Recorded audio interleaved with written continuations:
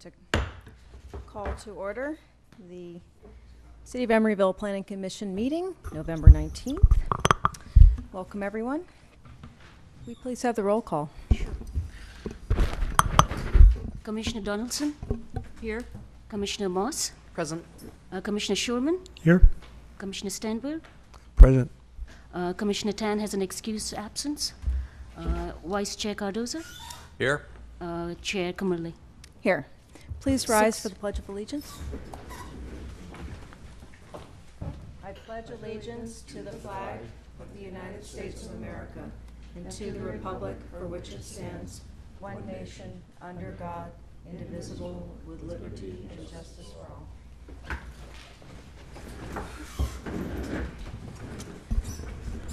Is there any one member of the public wishing to come and speak on items that are not on the agenda? Please.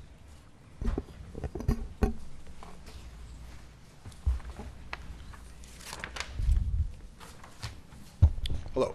So a couple years ago, after our long, arduous writing of our new general plan, thoroughly vetted by the people of Emeryville, I say you could fairly say that it's one of the most vetted public documents we've had in our history here.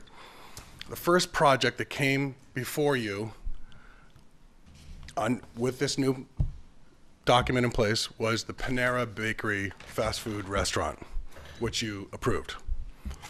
You could make arguments, reasonable person can make arguments that document was not meant to support fast food restaurants in Emeryville. As a matter of fact, fast food restaurants really don't need any planning of any sort. That's what generally happens with the absence of planning, is what you get as fast food restaurants. But nevertheless, it was our first project with our new general plan. And so the general plan was sort of found wanting, in my opinion, because I don't think that the people of Emeryville spent all that money and time to try to allure fast food restaurants here.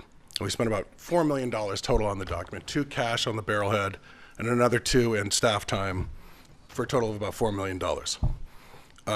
One of the findings that Mr. Bryant, the planning director, gave to you to help aid in your decision was that the new Panera fast food bakery project would provide Emeryville residents with jobs, with employment opportunities.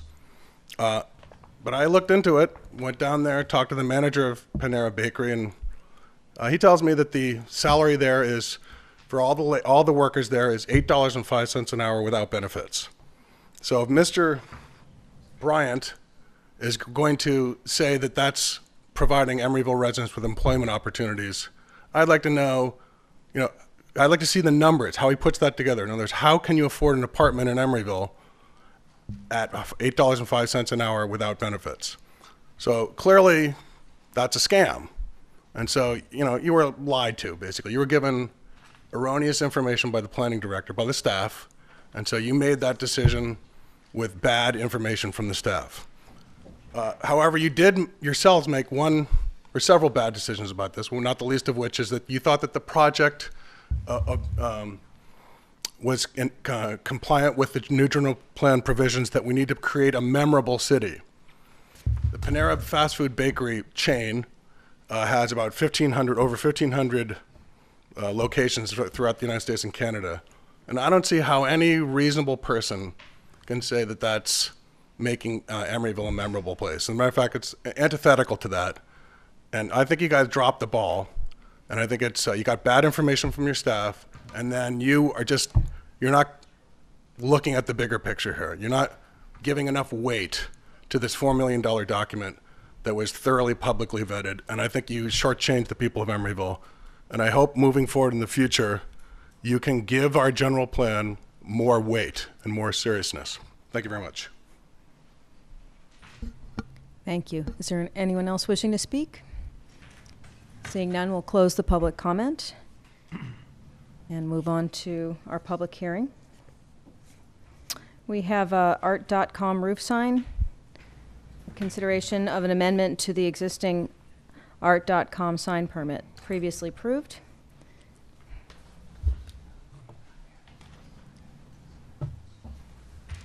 Good evening. I'm Albert Tong. I'm one of the outside counsel for the city. I am pleased to report that Art.com has agreed to certain conditions as to the nighttime brightness and color of the north-facing sign.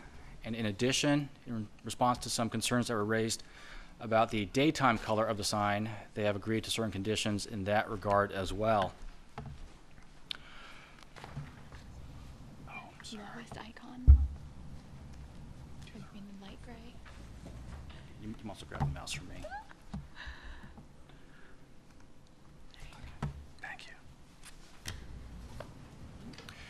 You have a report in front of you that lists all of the work that has been done to get to this point.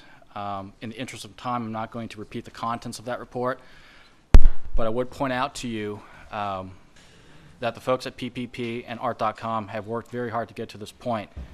They've met twice, they've ran 4 tests, they've talked, and they voted. And based on all this, Art.com has agreed to certain conditions.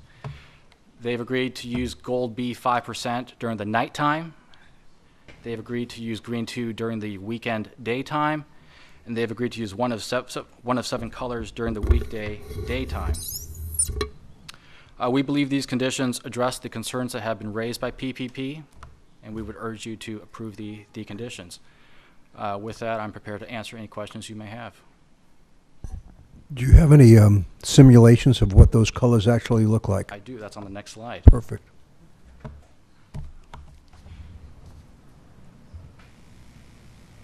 Yes, sir. You say sunset and sunrise. Correct. Would it be possible to adjust that a little bit so that, it's maybe 15 minutes before sunset, 15 minutes before sunrise, so that if someone's looking at the sunset, you don't have this glaring Las Vegas light to one side? Right. We've defined sunrise and sunset based on a specific time frame. At this point in time, sunset is about 5 o'clock. So there's still light in the air. It's not completely dark. No, but the sun has already set. Right. My understanding as well is that Art.com has taken the sign and adjusted it 10 minutes before sunset. But you can ask Because there's the Art.com. official sunset time, just like there's a high tide. Correct. But you can ask Art.com directly as to when they've adjusted or when they set the sign to go down. And what was the sunrise time? It'll change throughout the year, but it's set Every based day on. it changes. I don't know. No, I mean, what is the sunrise time that you have set, or the time that the sign will be changed? The conditions that are in front of you define it as sunrise to sunset to sunrise. My understanding from Art.com, and you can ask them directly when they speak, is that they've adjusted for some variances throughout the year. Okay. Is that? I have a question about the south side. I guess maybe this would be a question for Art.com, in terms of what the brightness is now as compared to what it was.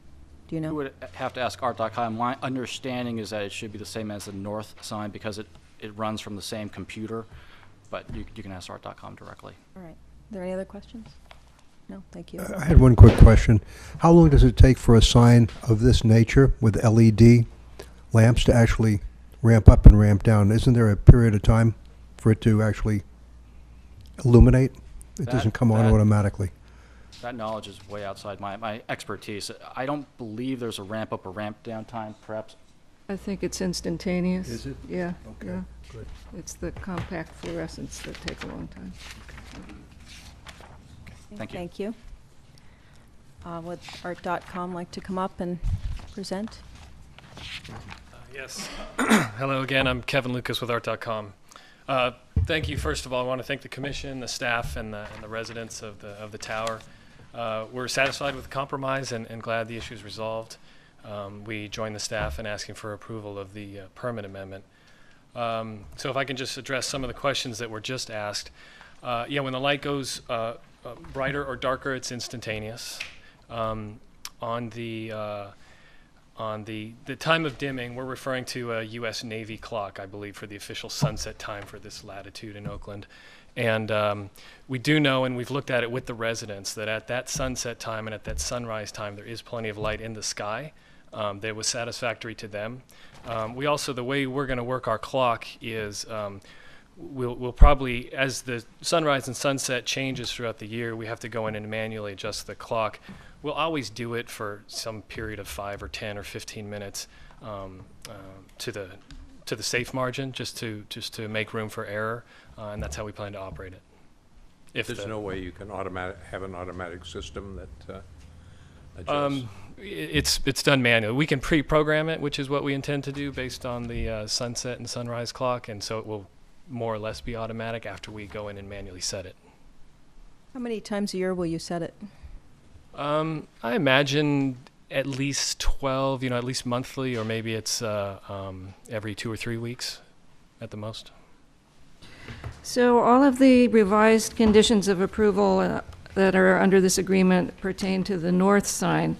On the south side, there's a reference in the staff report to the International Sign Association's guidelines for nighttime brightness of electronic signs. Are you willing to include the south-facing sign, at least on the brightness condition? So, and that was another question that was also asked just now. The signs right now are controlled together. We have a single control computer, so they're acting together. Right. We intend to decouple those so we can control the south sign separately. We do want to bring the brightness up. In making the compromise, we feel that the north sign is darker than we would like it to be, but we're satisfied with the compromise as it worked out. We want to bring the south side brightness up. We don't believe it's necessary to bring it up to 100% of its capability. What we are going to seek is maximum readability, and we ask the Commission to let us work with it to find that balance of optimum readability. It was almost illegible before, and now you can actually see what it says, so it's an improvement now. Yeah, so yeah, we don't need to bring it up to full power. I hope not. I don't know if that's quite enough. But, I just want to, have you looked at the Federation's guidelines in terms of readability? Are you familiar with those? Yeah, I'm familiar with Dr. Lewin's study and another one by another industry association. What we know from a measurement that was taken is, well, actually, I can't really speak to the official results of that data, but just based on Dr. Lewin's eyeball test of seeing the north sign, that it was below the recommendation. I think when we have the south sign separately controlled, we want to bring it up, but we'll definitely listen to comments, act reasonably. We don't want to be here again, and so we're going to be responsible with that south sign. Are there any other questions? Thank you. Okay, thank you. Take it back to, any thoughts? Is there anyone from PPP wanting to speak? Yeah, the community. Oh, that's right. Do we have anyone from the community wanting to speak on this item? I'll open the public comment.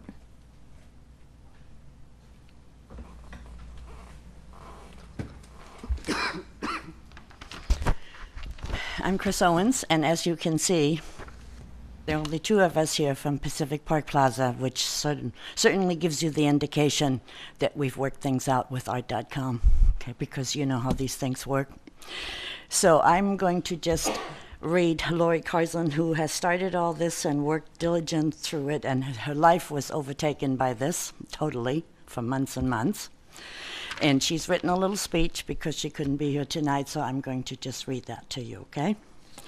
I'm sorry I could not be here tonight. However, I would like to let you know that I support...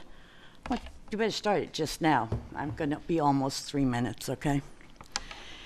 That I support and have encouraged our group to support the settlement of the PPP residents' dispute with art.com. I appreciate that you repeatedly heard our concerns and therefore supported our group by pushing art.com to work things out and to find a compromise with us. I imagine that the repercussions from this process will serve as a reminder in your future decisions, but cannot help but point out the following. The art.com sign is the one and only illuminated sign that shines during daylight hours in the entire city of Emeryville. I sincerely hope that you will never approve another one. If you approve an LED nighttime sign, please would you have assurances that it does not create light trespass and complies with the ISA brightness standards? I know you will, okay? I feel that we have solved the nighttime private nuisance issue. For daytime, we remain concerned about the 100% LED brightness on sunless days, and we have yet to live with the colors because they haven't actually started the process yet. We hope that Art.com CEO Geoffroy Martin and Terry Hill will honor their agreement to continue to work with us. It has been impressive watching our city government in action. You now have a new interested group of Emeryville citizens. I don't know if you're going to appreciate that, but you have us. Again, I would like to thank you, the City Council, and especially our City Attorney, Michael Biddle, and the city's outside counsel, Albert Tong and Benjamin Stock. I'm out of town with our children and grandchildren getting ready to celebrate the holidays and wish everyone here a happy Thanksgiving. Thank you. And then I would finally like to add that we think we have got an understanding with our neighbor now, and we think that if they do things we don't like, we will be talking to them. So I think we're done. But again, I would like to know when you all are going to be dealing with the zoning update on, on sign ordinance, and let us know about that so we can participate in that. Okay. And thank you all very much for all your time and effort. Thanks. Thank you. Is there anyone else wishing to speak?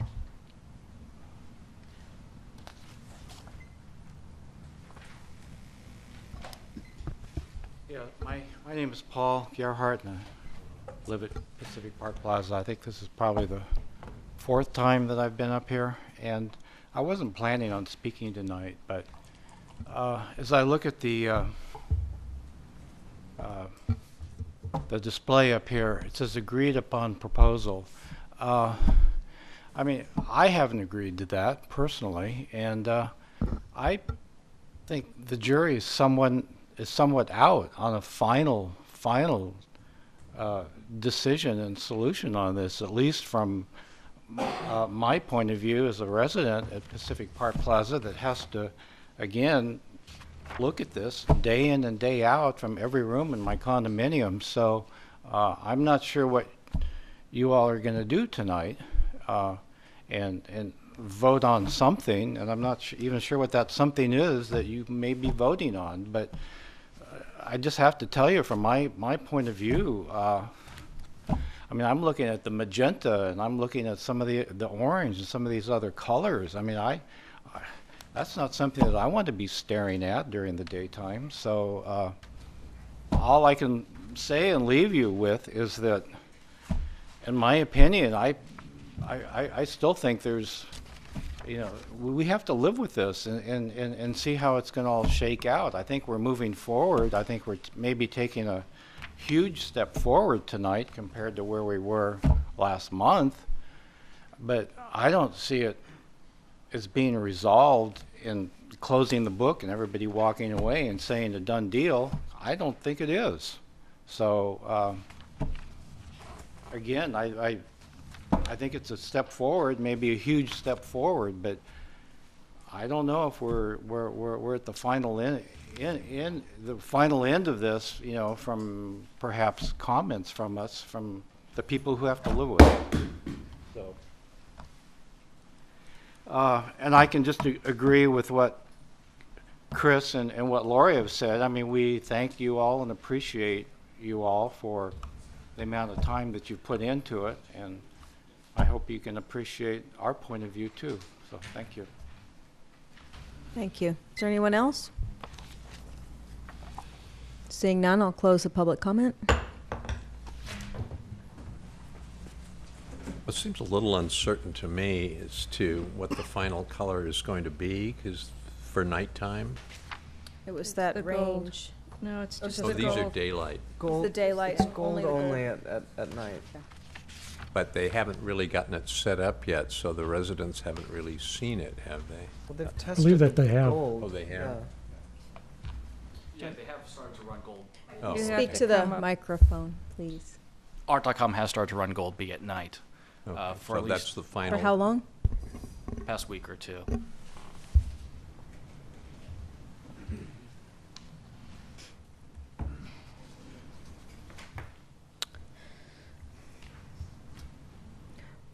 Well, I would, I'm a little concerned about the south side sign still, running at whatever they see fit. One of the main findings of the sign was that it be readable, and they've stated that they will, Art.com has stated they will make sure it is so. I would like to make an amendment to include the ISA brightness standards to the south side sign as well, simply because they are the standards we have and for brightness and readability, and if you're willing to add those in, I think that would go a long way to some goodwill in the city. Please come up. Not sure what other commissioners think about that. So I would want to be clear on what the standard is. I'm not sure exactly what you're referring to, and it's something we would have to think about, so I can't respond positively on that tonight. We'd have to think about it. Okay.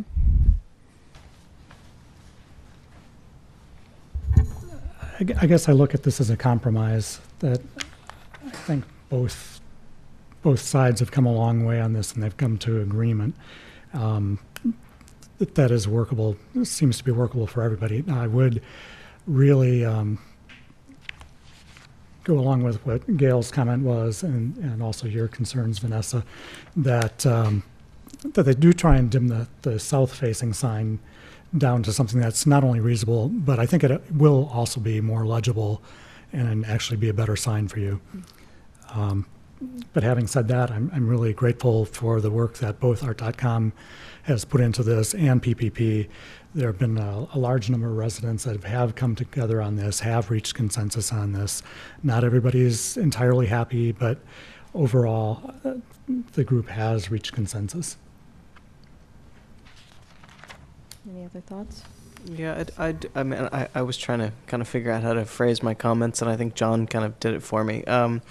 I have to say I was actually not extremely optimistic going into this that an agreement would be reached, would be brokered, and I'm extremely happy that one has. So, I mean,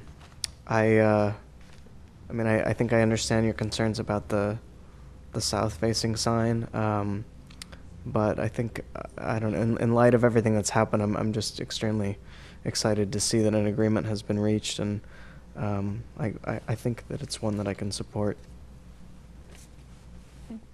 Maru, I have a question for you. If there are substantive complaints, and I'm not sure exactly what that would be, for the south side, for the legibility of it, if, say, it turned into a big blurry mess like it was before, what would be something that we could, like a recourse that the city could take to add into this resolution? I mean, if it reached the level of nuisance, then it would be the same process that we did for the north sign. But my understanding is that the PPP residents and Art.com have kind of an understanding now where if it, at this point, it would be a private kind of a thing.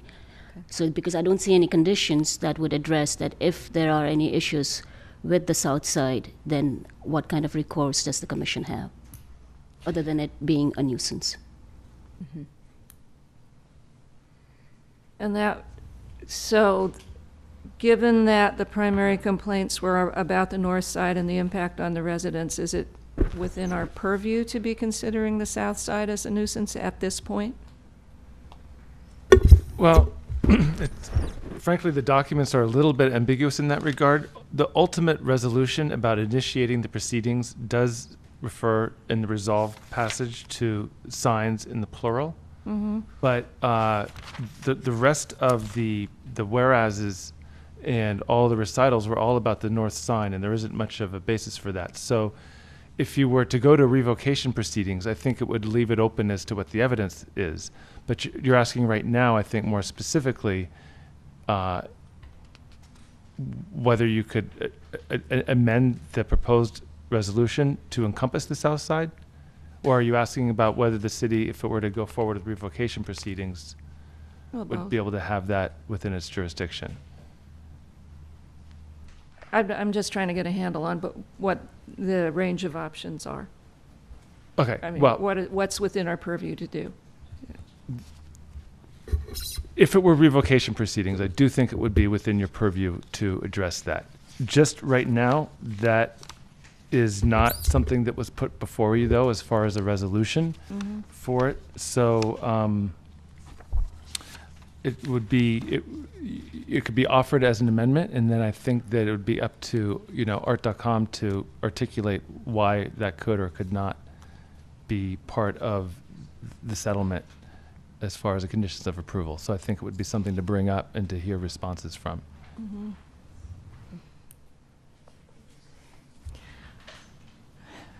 So do you have a response just in terms of your willingness to work within the industry standards for the brightness level there? And you'd have to come up to the microphone.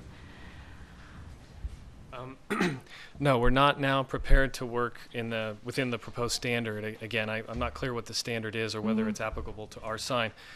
I do want to stress again, we are going to behave responsibly.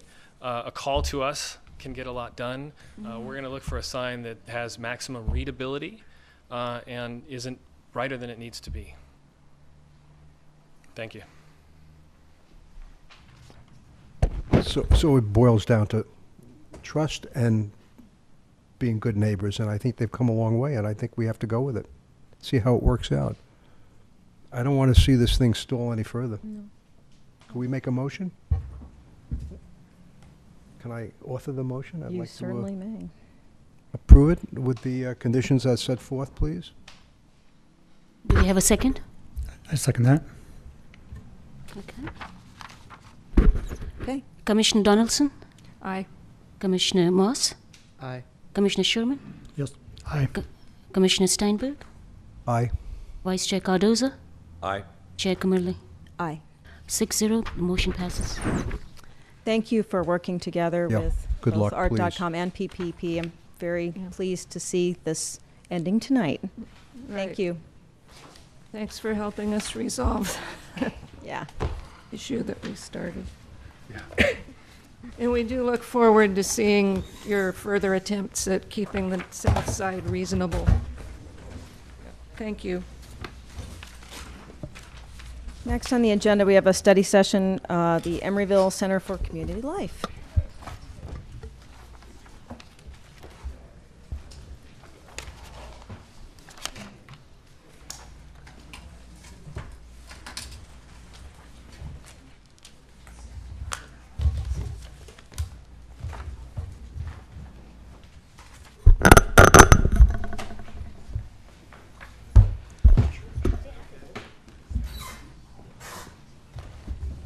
So, Chair Kummerly, just to clarify for everybody, this means we will not be having a meeting on November 29th. Okay, Right? thank you. There's Correct. no need for one. Fine with me. Okay. Do we know that?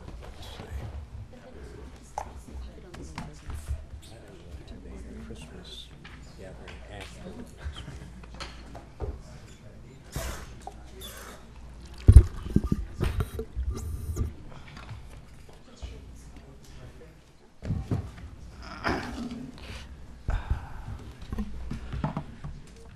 Okay, then.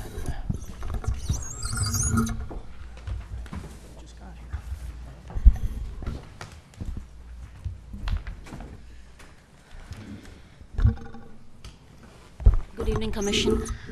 This is the second study session on Emeryville Center of Community Life. The first one you heard was in April. Since April, In terms of the schematic design, in terms of site planning, in terms of programming, it has not substantially changed. What has changed is that the project has moved along in terms of various details getting fleshed out, particularly the floor plans. The architect team went and got input from the various stakeholders who are actually going to be using the site, and kind of fleshed out the floor plans, and with that, also, of course, the building massing and building materials to a certain extent. What I'm going to do is I'm going to just highlight the key differences between the April study session and what you have in your packet today, and I'm going to leave it to the applicant in interests of time and non-repetition to kind of go through the whole project in one flow. So, as I mentioned, the Planning Commission did look at this project in April and had certain concerns, and these have been outlined in the staff report, and I'm just highlighting it here. Concerns relating to co-location of elementary and secondary schools. There was concern regarding design of parking on the 47th Street as well as 53rd Street for slightly different reasons. And the desire to see the community commons retain certain amount of flexibility so that it could be used by high school students during daytime, and a need to look at some kind of creative phasing whereby existing school facilities could be used in the initial phases. We have asked the applicant, these have not been responded to in the plans or the packet, and we have asked the applicant to kind of address these concerns that were raised by the commission. So you'll be hearing from them as to where they are regarding these concerns which were expressed by the commission. In terms of new information and changes, there's been a slight increase in floor area in the phase 1 by about 10,000 square feet. Ooh, sorry. I'm sorry. They have included a color and material palette at this time. The main material is going to be painted plaster or stucco, along with some fiber cement board. These will be the main ingredients, main materials, and the plans right now are not very clear on where the stucco is being used and where the fiber cement board is being used, and I understand that this will get fleshed out as the project moves forward. There have been slight changes in the parking on the street. 2 ADA stalls have been added at the corner of 53rd and San Pablo, and street parking on the north side of 47th Street has been reduced by 16 stalls in order to retain the boiler that serves the gym currently, and 5 spaces are also being removed on 53rd Street to accommodate fire truck access, and so there'll be a couple of curb cuts there. But bicycle parking has been added at 6 different locations. Regarding the pedestrian bike path, there is a path that has been identified in the general plan which runs along the western property line connecting 53rd and 47th Street. This has been eliminated. They have included a landscape plan. Again, I'm going to let the applicant get into the various details of it, but the key things here are there are going to be certain trees that will be removed, 19 on 47th, 6 within the site. The redwood trees within the site will be retained. The trees to be planted are a lot more than they are going to be removed. 47th Street is 20, 53rd Street, which has really no trees at this point, they'll be adding 16. A few more, like about 7, are going to be added along San Pablo Avenue. This is in addition to at least about 26 trees within the site itself. The other change that has happened since the last time you looked at this project is regarding access. And this access is not so much the access for community and school entries. These kind of remain the same. These are the community entrances, and the purple are the school entrances. But what has changed is the boundary within the site between K-8 and high school. So this red line that you see kind of differentiates the areas for K-8 and the high school students. And so the key difference is the commons are not opened to the high school students during the school time. A new element has been added since you last saw this project, and this is the concept of community wall. This is a new concept, and it is something that the architect team is in the process of fleshing out. They solicited input on this concept at the community meeting on Saturday. It runs north to south, and what is it's envisioned as a sounding board for residents where program activities and current events could be communicated. It could also highlight significant cultural and historical information about the city. And a lot of other options were kind of introduced at the community meeting, and I'm going to let the applicant kind of summarize what they heard at the meeting.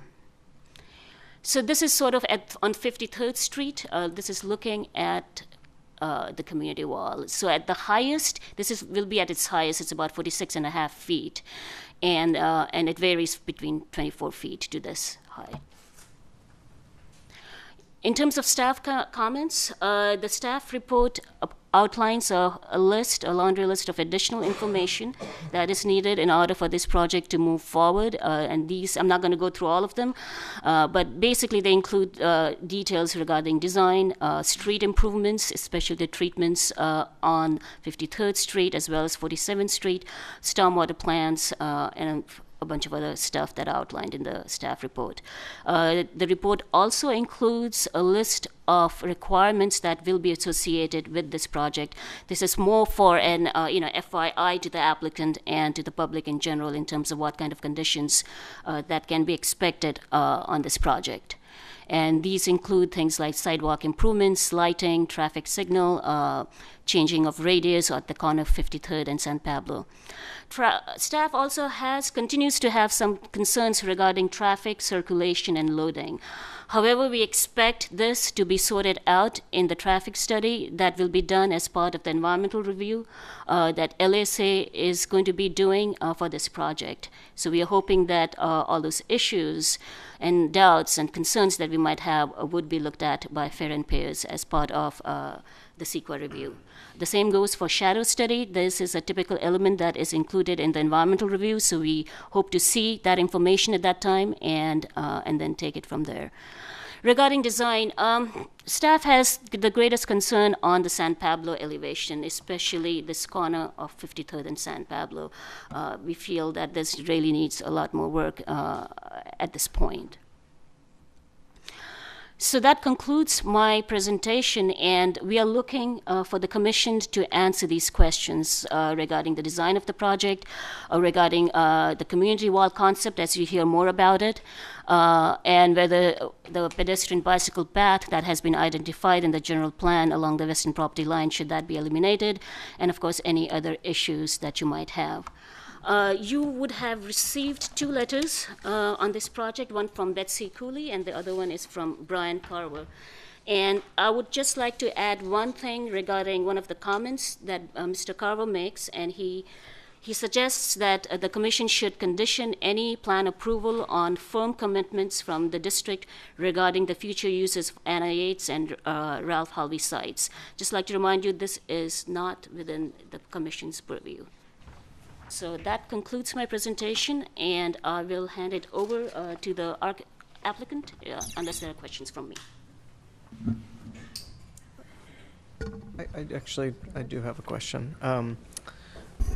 First, I just wanted to thank you for the staff report. I thought it was very well written and very well organized. I have a question about the library, which I know this question is not really in our purview, but it's going to inform some of my other comments. So to what extent is it a public library? Like, to what extent is the city supporting the library?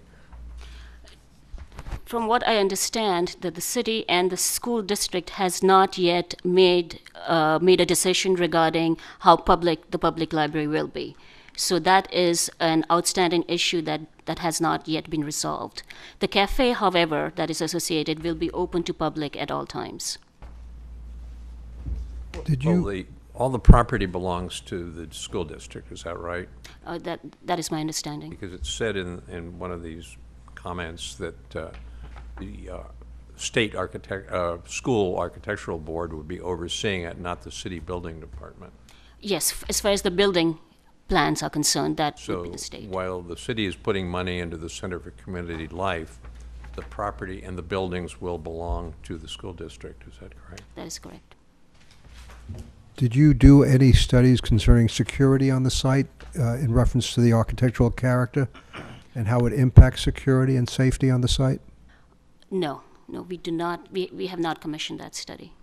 And I do not believe that that is being addressed by CEQA either. So if that's something you would like to see, then that should be our recommendation. Thank you, Maru. Sure.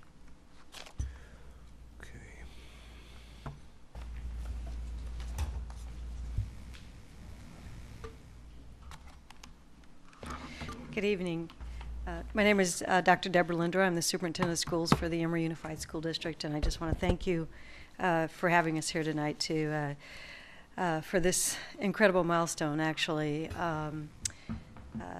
We're really excited about where the project is right now, and the ECCL, you all know, is going to mean so much to the children and families of this community. And it's been 10 years in the making, if you can just imagine that.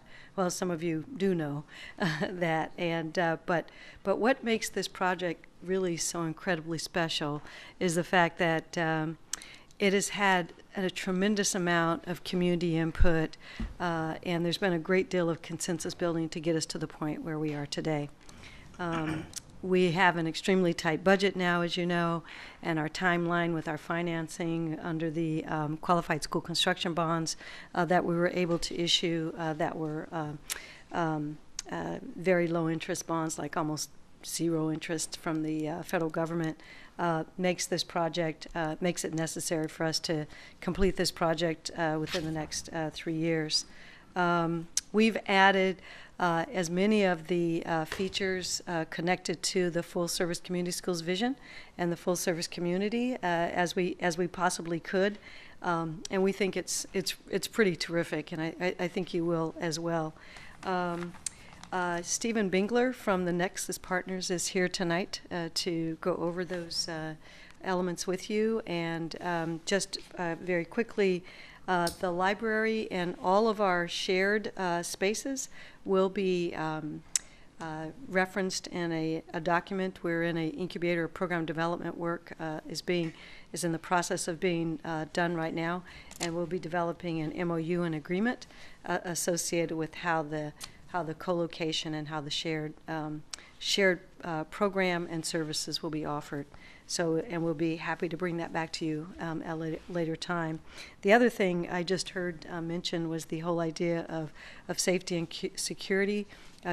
Clearly, that is an area that we have had concerns about as well.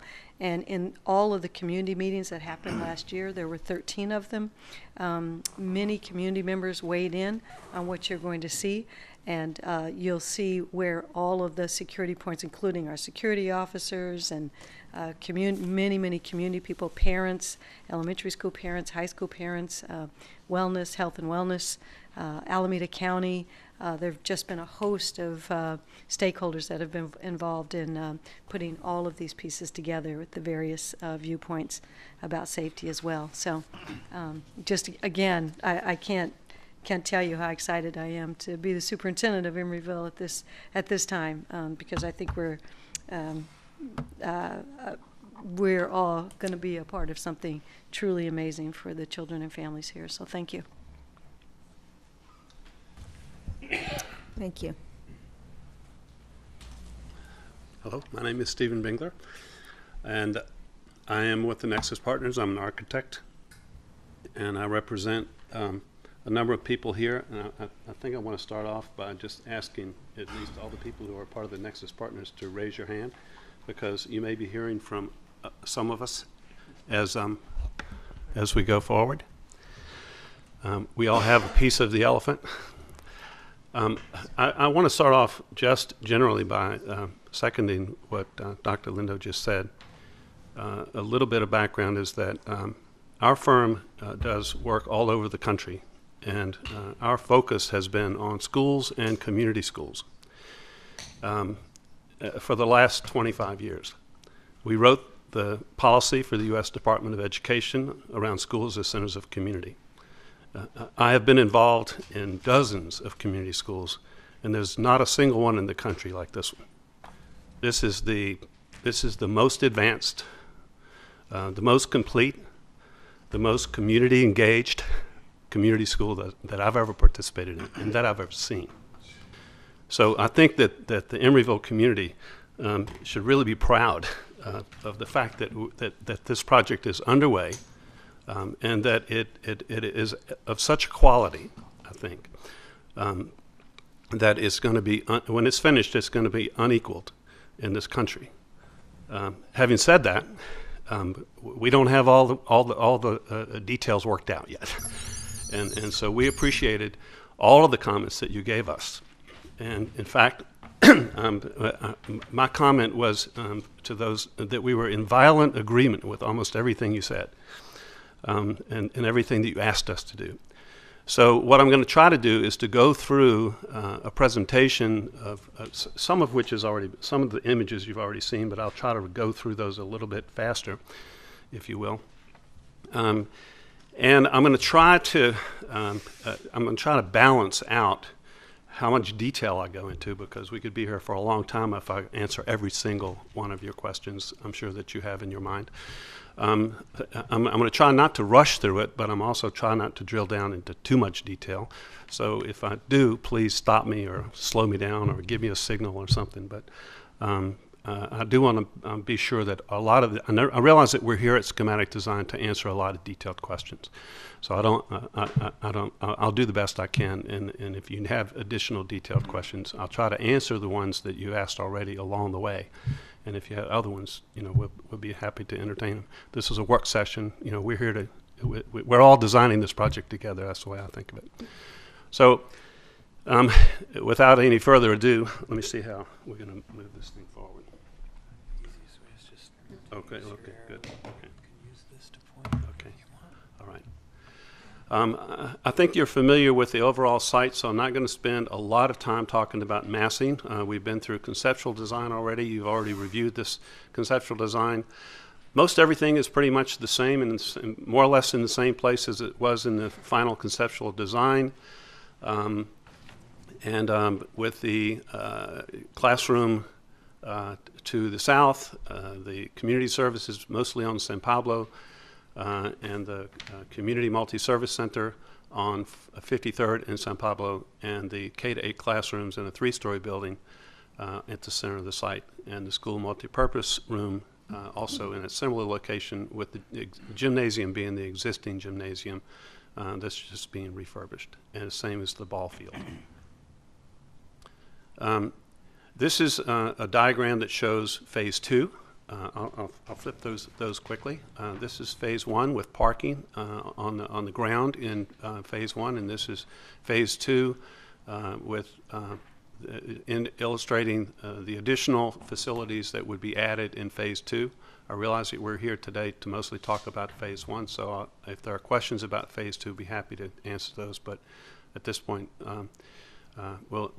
we can drill down as much as you would like on the site and area tabulations. I know these have been reviewed by the staff. The site plan for phase 1 is pretty much the same as I mentioned as it was in conceptual design. The phase 2 is this area in plan now, rather than looking at it in the model. You can see it in plan where it would be located. We have a detailed landscape plan that's included in the detailed drawings that has also been submitted. We've begun to look at some colors. It's really early in the game for us to be thinking about colors, but because there's so much community engagement and community almost always cares about colors, we thought maybe now's a good time to start that conversation. We have a materials palette, mostly stucco. We have a limited budget, so we have a lot of exterior wall surface because this is not just one building, it's a building that encloses a lot of public open space. So we have a lot of exterior wall. We do plan to use as many sun shading devices as we possibly can to increase the sustainability of the project. So we've given you some illustrations of colored concrete, stucco, landscaping, some shading devices, and those kinds of architectural features that we'll be talking more about in detail. It was already mentioned that we've added another element in the design, which was in this presentation is called the community wall, but as of Saturday, it's now called the community canvas, and probably within another month, it might have another name. We don't know yet. It was said earlier that it's an evolving idea. It's a fairly new idea. And so to say it's evolving is actually an understatement. We have found a way to do it so that it's actually, most of that wall is actually building wall that's already going to be built. We're just articulating it differently. There are a few pieces of it that are freestanding, and so I'll get into some of that later. But anyway, we have had this first meeting with the community. A lot of really great ideas have come up, and we'll talk about some of those later. Some of which are murals, some of which are even mathematical and science and all kinds of. One person even mentioned a solar clock, a sun clock, because that wall faces due north-south. So it offers the opportunity to track the sun, almost like a Stonehenge kind of an idea. Certainly wouldn't look like Stonehenge, but there's no reason why, from a physical point of view and an astrological point of view, astronomical point of view, it couldn't function like Stonehenge. And those are just a few of the ideas. The community bulletin board, you name it. I won't go into all the details, but certainly that information is available. The building elevations are in development. Very much in development. In fact, I do want to say that all of the drawings that you've seen so far are drawings that were in development when you saw them, and we have listened to some concerns that you gave to us, and also some that we heard from the community.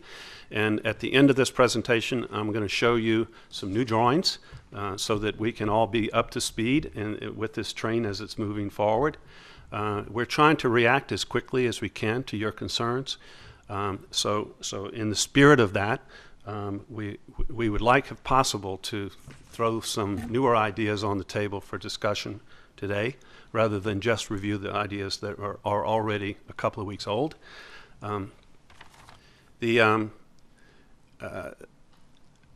These are too small for you to look at, I think. We have actually a lot more detail that we'd like to show you in some three-dimensional drawings, if you will. So I think that would be a better use of your time. But those elevations do illustrate the heights, and this is a view from San Pablo Avenue. The two-story building on San Pablo is the one that I think we've always talked about. We've always heard that that's what would be the correct response, and now we have a two-story building on San Pablo. We have a two-story building on 47th, and a one-story or one-and-a-half-story building actually on 53rd, and a three-story building at the center of the site. So I think that we feel like that the massing has responded a lot to a lot of concerns that have been issued and raised along the way, and that we're now at a place where we can talk more about the details. This is an entrance from 47th Street into the high school. You can see on the left the south-facing end of the community wall or the community canvas. And you can see an elevator in that, sort of embedded in that wall. On this first floor is the entrance into the high school side of the project, the high school portal, and some gates going into the high school that can be closed off. I'll show you some details of those later on. The second floor is a student terrace. I'll talk about that a little bit later and how that connects to a lower terrace to the west. And on the right is the high school. I do want to point out in this image that there is a security office. The security office is just in this entrance. It opens directly into this entrance, and it's just on the right. And on the corner that you see of the high school is also the reception area for the high school. So we have lots of eyes on this corner, lots of eyes on this entrance, And we also have some control mechanisms in the form of gates that can be closed off at the various times when they need to and open when they need to. This is the a corner of 47th and San Pablo.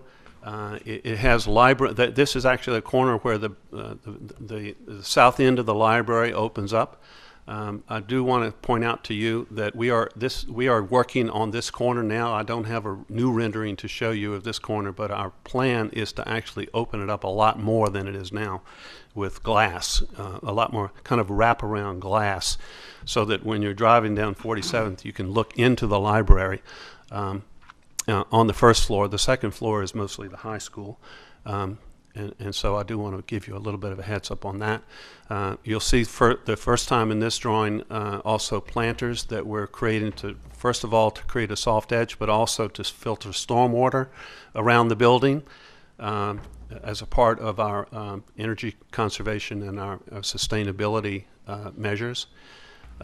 We have, you'll also see in this image, as you will see in other images, a lot of solar shading devices, specifically in the form of overhangs.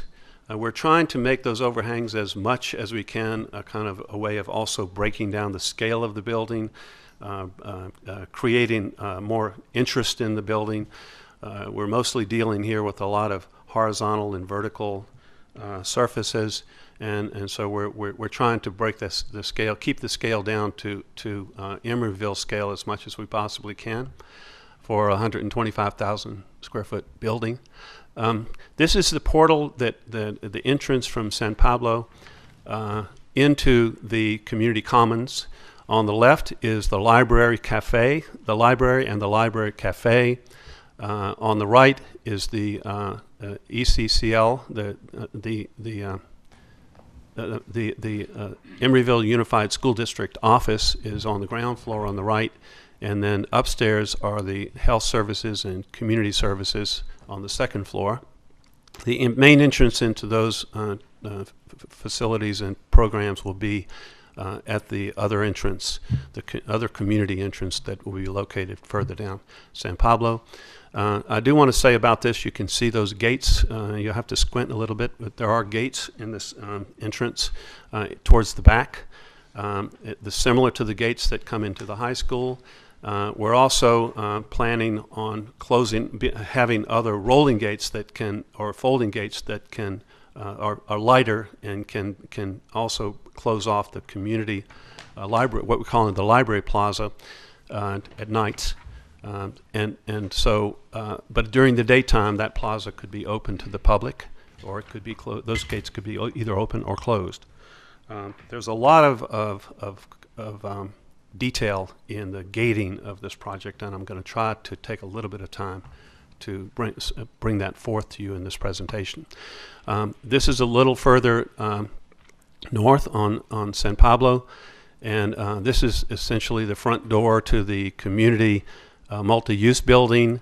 On the left, you will see the lobby to the community services wing of the building. As I mentioned, the school-based health clinic and family services is on the second floor, and then the community services welcoming center on that corner would have a lot of glass and openness to the street, as well as eyes on the street. On the right of that opening into the community plaza is the senior lounge, and so there will be people there a lot. In the center of this plaza is actually a game room, and I'll talk about that a little bit later. This is actually the view, which we're not so happy about either, from the corner of 53rd and San Pablo. I'm going to show you a more up-to-date image of this view later on at the end of this presentation, at least so you can see another iteration of the work in progress. But on the left is the senior lounge, and on the right is the community multi-use area, and you can see on the right is the community wall. In this case, the north end of the community wall, which is for the K-8,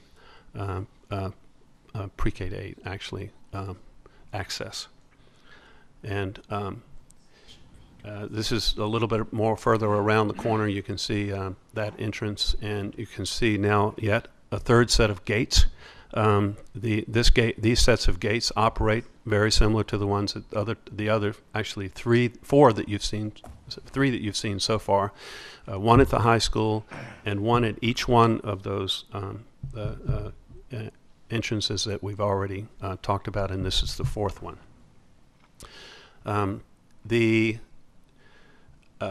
There's also a Kinder Buddies, what we call the Kinder Buddies, which is the daycare, which is located right there within easy access to their parents and drop off and those kinds of things.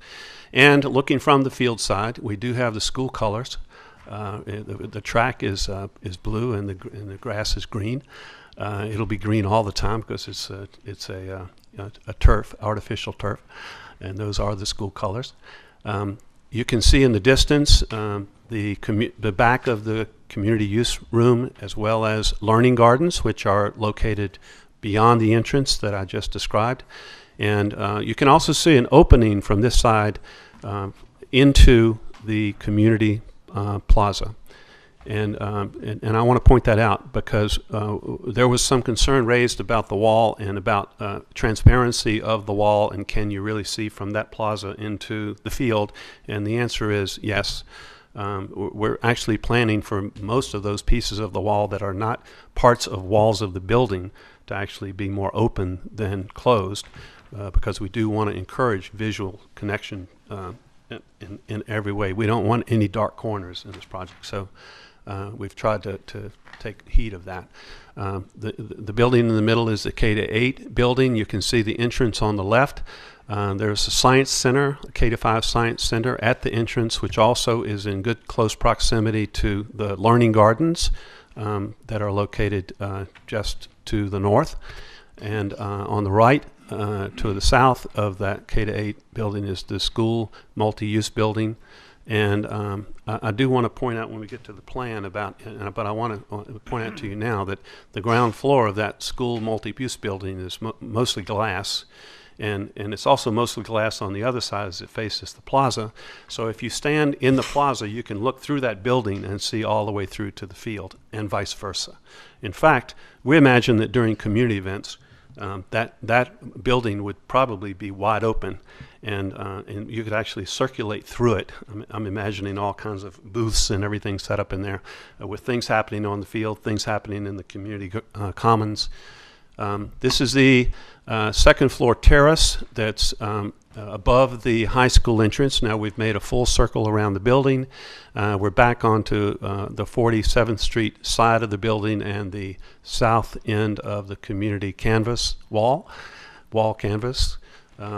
Not to confuse everything, but the second floor has a high school commons that has a grand stair that goes down into a first floor component of the high school commons.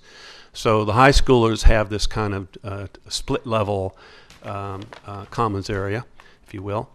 And this is pretty much the primary, it's located at the primary crossroads where all of the high school kids are going to congregate. And if you just go a little bit further to the north from the view I just showed you, you get to the high school, part of the high school terrace that overlooks the community commons. On the left, you can see at least the beginnings, and I do want to say the rudimentary beginnings of the community wall. It's a little spare at this moment. We have a lot of new ideas, some of which we'll share with you today. At the far end of the community commons, you'll see that there is a game room, and this side of the game room there's a stage. One of your comments was that maybe the amphitheater that was shown earlier wasn't as flexible as it might be, and in fact we did get the same feedback from our meetings with the communities, with the city services staff. So they asked us to eliminate the amphitheater and to make it a flat, grassy field, so that they could have more different kinds of functions going on, more flexibility, so we have some hard surface, we have some grass surface, and as you see in this image, actually that space functions during the daytime as the K-8 play yard, and separated as distinct from recreation area, because as you'll see later, there's a separate recreation area for K-8 and a separate recreation area for 9 to 12. And this is actually the play area for the K-8 grade levels. Oh, and I do want to point out one more thing. As you can see on the right, those are the gates that I talked about earlier. Our idea is that those gates will actually fold. They'll actually pivot, so when they're open, you don't even know it's a gate. It's really kind of just a plane that's going in the same direction as you are. It's not a door that has to be opened and closed. It's a piece of a wall that actually folds back. And there will be doors in it, but at any rate, that's the concept, is that we don't want to have this place feel like that you have to fight to get in or you fight to get out. But at any time in the day, this place can be completely locked off or completely opened up, depending on the time of day and the use that's taking place there. This is a circulation path. I think that's been covered already about the community access and the school access, high school access from 47th, lower school access from 53rd, and 2 locations for community access from San Pablo. One of the comments that you made is you felt like the San Pablo face should be the front door, and I think we did a little rough calculation that the front door on San Pablo is actually, the opening of the front door on San Pablo is about somewhere between 25 and 30% of the facade is actually open park, entryway, vestibule, if you will, into the community commons. This is a second floor plan, same circulation issues or diagrams. So now we're at the first floor plan. I'm not going to dwell into drill down into too much detail on the individual rooms, but suffice to say the gymnasium has a lot of new facilities that will actually make it state of the art in terms of lockers, and the pool will be upgraded and all of that. As you can see, if you look on this plan at the place where the high school community room is, the community multi-purpose room, you can see what I was talking about, how it actually serves as a gateway between the community commons and the athletic fields. And when those doors are open, it's another gateway. So you actually have this kind of open gateway that goes all the way from San Pablo through one set of gates and then through the building and out into the open space. We've tried to imagine any number of different iterations of how the site could be laid out, and they're really too many to even talk about. Does anybody have any questions about the plan? Can I just stop right now and say, does anybody want me to point out anything particular about the plan that might? Yeah, could you? I'm still confused on the access to the fields and from like 47th Street, and how the public accesses the field. Well, I mean, the public can access the field from 53rd Street. There's a gate on 53rd Street. The entrance on 53rd Street is essentially the plaza for the elementary school during the daytime, and it feeds straight into the field. There's also access from the field. This one. So.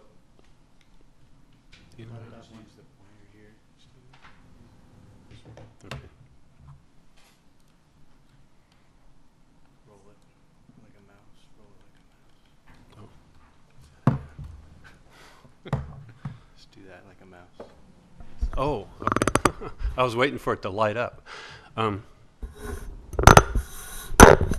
The entrance from 53rd opens out into the field. The entrance from 47th actually goes. The access to the field is here over in this area. So the points of entrance into the field are from here and also from here. And you'll see in the that'll landscape. be open on the weekend, or how does that work? On the weekends, the whole site would be open. Okay. So you could actually access through here and around into the field, or from here around and into the field, or from the street into the field, or from this street into the field. So there are actually 4 different places where you could go through a gate and get into the field. And presumably the gates would be open at that point. And like I said, you can control which gates are open and closed. You may want to keep 2 gates open and 2 gates closed. That's up to the people who are managing the site. Our job is to try to figure out how to make this site as flexible as possible. Are there provisions for bus queuing? And I mean, I assume you're going to have sporting events and there'll be opposing teams coming in buses, and I would assume elementary students would be dropped off via buses. I don't see any queuing right. for buses. I can get to that. You in got just it? a minute. Okay. Are there any more questions about the I'm going to call it the architectural plan? Yeah, I have a couple. Oh, go ahead. Could you point out the bike parking? It sounds like there's multiple places for bike parking, and We have bike parking at all 4 entrance locations, and we have a total of 90 bike spaces. And part of those are long-term and part of them are short-term. The long-term ones will be covered. The short terms will be open. and what percentages do you consider long-term? I don't know the answer to that question. Can somebody answer that question? Yeah, it hasn't been complete. Yep, sorry. I'm Brett Kelly, part of the Nexus Partners. The exact numbers haven't been completely nailed down. It's roughly 50-50 long-term, short-term, roughly 50-50 inside the gates compared to outside the gates for security. Can you tell us how the loading has changed since the last iteration? I'm going to ask Brett to talk about The general diagram hasn't changed. The K-8 is loading from the north, high schools from the south. We have got more specific plans at both edges on how they're actually going to work. Diagrammatically, they still are the same. I don't know how familiar you all were previously as far as the diagram. Were you talking about loading docks? Or? Loading docks. I Oh, remember I'm there sorry. was I thought you meant kids loading. children. No. There was specifically there was concern that there was not enough loading last time. If you I'm sorry. see the number 8 on the plan, we have a loading dock there. We're going to need administrative sort of parking management when they are expecting large trucks to come in, but we do have a drive that accesses straight off to the loading dock directly. And any long, like semis and whatnot, will have to queue on the road and be scheduled accordingly around bell times, et cetera. Okay, and the school multi-use is also the cafeteria, is that correct? That is, that's right. Okay. I do want to point out along the way the answer to another question, because you just reminded me that this thing is not working. It's stuck on a menu. Oh. Hang on, go forward. I do want to point out the question was raised about bicycles in 47th and also about bicycles in 53rd, so I do want to address that. The 47th Street is designed to meet the requirements of a Class 3 bicycle street, and it has 14-foot lanes, so it meets that requirement. The other thing that was raised was a question about whether the perpendicular car parking was deep enough to accommodate car bumpers. I mean, cars going over the bumper, and the car spaces are 22 feet deep, so that allows for the enough space that the cars aren't parked over the sidewalk. That's the answer to those two questions. On 53rd Street, there was a question about whether 53rd Street was going to be accommodating the Green Street requirements, and our answer to that is that the curb hasn't changed. What we have done is we've taken away the retaining wall, and we've actually moved the fence back 20 feet, and you'll see in the drawings that there's a green space in that 20-foot setback. That's a landscaped green space, And I was just over there the other day thinking about how great it would be if I lived across the street from this brand new linear park that's going to be coming in. So I think we've addressed that to the degree that we can address it. If there are other issues that we can take on, we're happy to do that. I have a question on 53rd about, I'm sorry, on 47th. How is the pedestrian access going from west to east? It seems that there's a sidewalk and then it stops in the parking lot, and then the sidewalk again to the back where the pool and the gym is. So how does the general public get around? There's a sidewalk here along the street. There is a curb cut, two curb cuts for the parking that goes in and out, but otherwise the sidewalk is there. In fact, it's a very wide sidewalk, and it actually has a little median in the middle of it, and it's a sidewalk on one side, a sidewalk on the north side, and a sidewalk on the south side. So we've tried to be generous with that sidewalk. Are you speaking of where the trees are? Yeah. And yes. you sort of walk between the trees like it's in LA? You walk on either side of the trees. Okay, got it. Okay. Okay, there's a landscape plan further in we can show you, but we tried to make this not, as you might imagine, if there's a sidewalk on the north and a sidewalk on the south and an alley of trees in the middle, so to speak. We feel like that we've tried to make that experience as comfortable as we can. There also to the north, there is the student access from the high school all the way through, and also on the weekends, of course, the public access from the commons all the way through to the field here, as well as to the exercise area for the K-8 group that's located here. And on the edge of the field, there are berms, and in that berm we have that separates the field from the play space, or from the K-8 exercise space. And then there's a space for movable bleachers along that berm. Our plan is to, as you'll see in the landscape plan, our hope is to have a lot of these things that would normally show up as obstacles, actually even the play spaces, be built and sculptured into the landscape. Did I answer your question? Yes, thank you. Well, yes, sir. While you're on that slide, can you tell us about the pink area next to the multipurpose room? This area? No. Room that looks like a stage. Yeah. Where? So it's just to the north. It's the music room I think he's talking about, yeah. This area? Yeah. Oh, that's the music room. Now, does that open up to the multipurpose room? Yes, it's a stage for the multipurpose room. It's a music room, and when it's not a music room, it's a stage for the multipurpose room. Okay.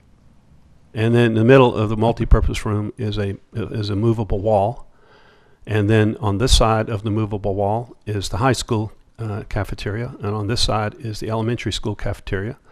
And the high schoolers get to their cafeteria this way, and the elementary schoolers get to their cafeteria this way, and never the twain shall meet. Can you show us on the plan the areas that would be available as outdoor space for the high school students? I'm going to give you a whole diagram just on that. Okay, perfect. Yeah, I'm going to make your day. Hopefully. Yeah, a few slides away. So yeah. Were there, and we might have asked if there's any questions on that slide before we go there, but. Can you that main entrance on San Pablo where the doors pivot? Sorry? That the main entrance on San Pablo by the cafe and the library where the doors pivot? Yeah. Does the entire length pivot? Yes. Okay. Our plan is to have that pivot door at every one of these major entrances. And how wide is each door? Well, I mean, hopefully. We haven't quite figured it out yet. Don't hold us to it, but I'm guessing it's probably 4 or 5 feet, and it just pivots. Yeah. Right. Just as a scale reference, what we're showing right now is 4 feet wide pivot, so you'd get actually an 8-foot opening, which would be great. Mm-hmm. Right. Okay. And they would be operated manually? Yeah. Yeah. And I think, don't we have an image of what that could look like in here? I don't believe we have it in this presentation. Oh, okay. We've had a bunch of presentations in the last week. It was in the one at Granville. I know. Oh. Oh. You're special. I'm sorry. Oh, okay. I guess I do have one more question before we move slides, which is I noticed a couple of inconsistencies on the plans. I think you maybe have already addressed them, but the one was the courtyard with the amphitheater. It looked like in some of the plans there was an amphitheater, and in some there wasn't. Plans I think that you got might have had the amphitheater in it. Yeah, is this working? That was a very recent change. Okay. Possible. And then also there seemed to be a discrepancy in the hardscape play area. One plan showed a single full basketball court, and another one showed 3 half basketball courts. That could be. I'm not sure, unfortunately, which plans we're comparing now. Marta, do you know the answer to that? The most recent plan actually has a play soccer field. So the point is we have designated zones for the different age groups, and we're getting feedback from the faculty and whatnot at what particular games and things are going to be appropriate. Okay, I think the one with the soccer field is the one with the full basketball court. So thanks. Okay. And just so you know, at every stage of development, we're going back through a whole series of meetings with teachers and with you guys and with everybody. So things are going to be, every time you see a set of drawings, they're going to be a little bit different. So thank you for pointing that out. Yes, sir. Is this a standard sized football field? Yes. Yes. And the track in an odd dimension It is. Standard distance? It's an odd dimension and an odd distance. I think the straightaway is Yeah, the straightaway we've made sure you can get the 100-meter track. To get an actual race distance around the loop, you'd have to do sort of an odd length. So we've been told that that's not necessary. It's a little cleaner than the one that's there now, but it's still a little wacky. Most urban sites, I find, do have kind of what I'll call wacky tracks. So have you done a shade study for yourself yet? We have not. We're using it in our design practice just to understand the effect of some of the shading, but we have not done an official shade study, no. Ground level, second level, third level. Might be able to get to his diagram. Landscape plan. This is the landscape plan, so have at it. Any questions about the landscape plan? Because we have the landscape architect right here in our midst. Mara? There's various pictures, some with trees in the community garden and some without, so I'm sort of wondering where that's falling at this point. Okay. Depending on which page you're on. Depends on who you ask. So, well, let's look at the landscape plan for where actually trees occur and learning gardens and all of that. So your question was, where actually are trees occurring? In the community garden, on many of the elevations, trees are shown. And then on the plan view, no trees. So I'm wondering what's the... Yeah, so this plan view in the community plaza, if that's what you're referring to, not the community garden. The community... The plaza, yes. Yeah. I'm sorry, the Learning garden. the large Almonds? sort of, where are we? Number 16. Number 21 and 10. Number 21, I would say right now is not treed. There is an element, this is now K through 8 play. There's a sculptural element. And where it stands right now, there is a grid of a datum or a grid of poles, which play elements can be affixed to. And where there is a large specimen tree is actually in the cafe garden, the community garden, where we think that's appropriate. This, we wanted more openness and sight lines into the grass-sloped theater piece here, or grass piece. With a stage. What's the elevation change on the, how much of a slope is that? We're actually looking at 2 scenarios, one in which there is a slope, less than 5%, but we have accessible ramps and stairs that wrap it. There's also an alternate where this would be level, so we're still exploring the pros and cons of those 2 schemes.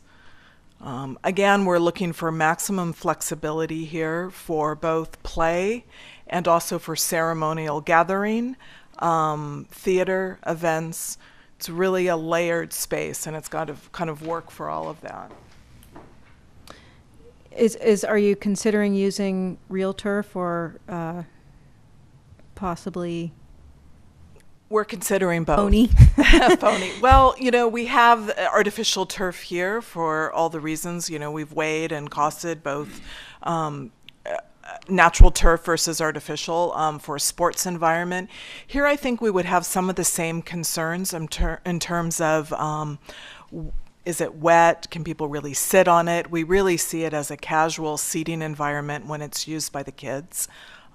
So, you know, I think Seems we're with still the looking at that. exposure that it won't get from the large wall on the west, it's going to be pretty moist all the time. It's true, but this is all southern facing here, so we definitely will do some shadow studies to determine what would be best. You know. This also functions as our stormwater and biofiltration, so we have elements that wrap this grass element as well as other areas of the building. Do you have any solar panels incorporated into your concept? Is there going to be any goal of trying to be carbon neutral or as close as you can get? Our goal is always to be carbon neutral, and we get as close as we can. And we'll be putting our shoulders to the grindstone to get this thing as energy conserving as we possibly can within the budget. What about grants? I mean, there are all kinds of federal grants, especially for educational facilities, to make them as green as possible. I think you can probably raise enough money to photovoltaic this whole place. Yeah. Well, I think that the school district staff has looked into a lot of that. I don't know what the outcome is, but I know. It should really be a sustainable lab. I mean, these kids are going to learn sustainability much earlier than we ever did. And if they're the future generation, yes, they've got to save the planet. We already screwed up the planet. It's for them to save it. So this should be a living lab, in my opinion. It will be to the degree that we have resources to support it. And I can assure you about that. We have not only the architectural intention and the owner's client's intention, but we have one of the most advanced engineering firms, Integral Group, one of the most advanced engineering firms in the world, actually, working on this project. In fact, they call themselves dark green now. So can you give us some examples of the type of stuff that they're doing? Pardon me? Can you give us some examples of the type of things that they're doing that are Well, more we cutting talked edge? about some of the bioswales and those kinds of things that are being built into the landscape, and I can't really speak to the mechanical systems at this point. I guess I had a question in terms of the mechanical systems. Would there be allowance for future solar, wind connections to the building? I know that's a cost consideration, but it's also the kind of thing that you want to build in the front end as opposed to tear it out and do it later. I think that we should take that, if that's what you're suggesting, then I think we can take that to the bank. Okay. Why not? You know, it's a question of as I said, everything having to do with everything is a question of resources, and we have a limited budget. Okay. Other questions? You want to keep going? This is a more detailed version of the 53rd Street Greenway, Green Street. There is an attempt to bring back at least the vestiges of Temescal Creek on the surface. If that can fall within the budget, we are very excited about doing it. So the 20-foot, if you could go back to that last slide, the 20-foot dimension there on 53rd, the setback. So the 20-foot isn't an additional setback from what's there now. It's No. Okay. Well, what's there now is a concrete wall that's on the south side of that sidewalk, and what we're doing is we're going all the way back 20 feet from the edge of from the street side edge of the sidewalk. So it's 20 feet from the street side, not 20 feet from the... Right, from the curb. Okay. This is a diagram, a school security diagram that shows you what part of the site is operated during school hours in Phase 1, as opposed to the part of the site that's open to the public in Phase 1. So we've been very conscious about how to separate the populations. It's on. Separate the population of children also. So we have the young kids being able to be cordoned off from the older kids, as well as being able to be cordoned off from the public. And so that's basically what this diagram is showing you. Right. Could you show us how a student would be dropped off public transportation? I'm a little confused as to how they, is there a bus queuing area, how they arrive, how they unload? You bet. So essentially the younger kids are queuing and arriving at the north. They're filtering through the site coming south. The main body of the young kids' classrooms are up here where you see K-8. They have daytime play areas for K-5, as well as we're trying to have some designated outdoor learning spaces within this zone as well. And they have the possibility of coming over and getting to the library and art rooms without crossing paths with the older folks. The older folks are dropped off at the south. They primarily circulate straight upstairs. Most of the high school classrooms are on the second floor. And so there's a large social space that's stacked in this zone. So there's social space and the hard courts on the exterior that they can then circulate up to the multi-purpose space in this direction. But then there's a big grand stair that's got a bleacher seating as well that takes them up to their classroom proper. So we're really assuming that this is a hub for the high school activity. So at the north, the queuing occurs within the street, 53rd Street? It does. And we're currently planning a roundabout at this end of the site, and with the intent that cars can queue coming back towards the east, and if necessary, come down from the west to turn around to come back to the east, so that the kids are always being dropped off on the right side. And there's no off-street parking right along that perimeter? Off-street parking, no. There is street parking. We'll get a white curb at that zone, so that'll be timed around the bell times. So how are the K-8 kids getting to the 4 to 8 physical education play area? The K-8 kids, so there's doors that come out the back of the building here. I'm sorry, that's very light, but they kind of see the stair zones here. So they literally come out the back side of their building, the east side, or I'm sorry, the west side. They go out the east side to play, and they go out the west side to recreate. There you go. So the only high school outdoor area is the social space? The high school outdoor area, I wish this also showed the upstairs. There's a plaza upstairs. There's what we're calling social space, yes. There's hard courts.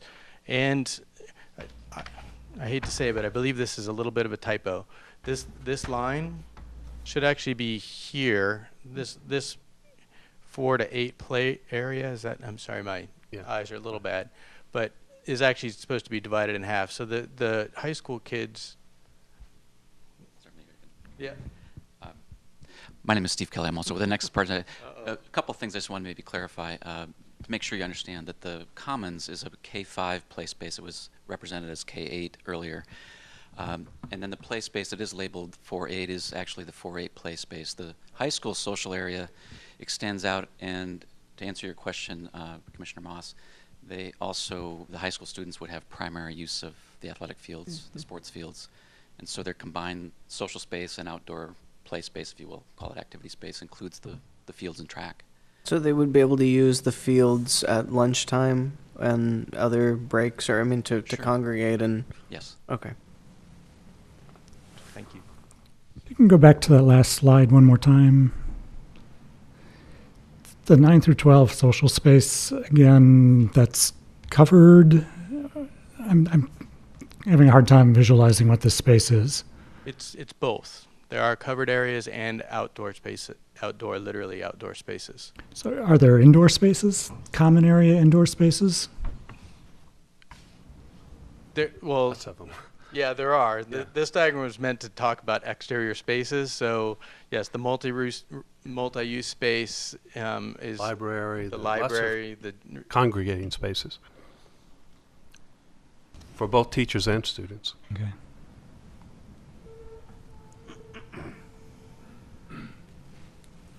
Okay. The only thing, the difference between this one and the next one is the parking lot gets filled in with covered parking, and above that, in phase 2, additional educational facilities, including an auditorium. So then where will the social space be for the seniors, or the high school rather, sorry? It actually becomes a larger plaza on the level 2 zone in front of the auditorium, the new auditorium. This is a diagram that looks at the play area comparisons, just in case you're interested. Some people were interested, so we kept this in here just in case you might be. Between the existing Annie Yates site, which is 32,300 square feet, and the comparable spaces on this site are 47,000 square feet for K-8.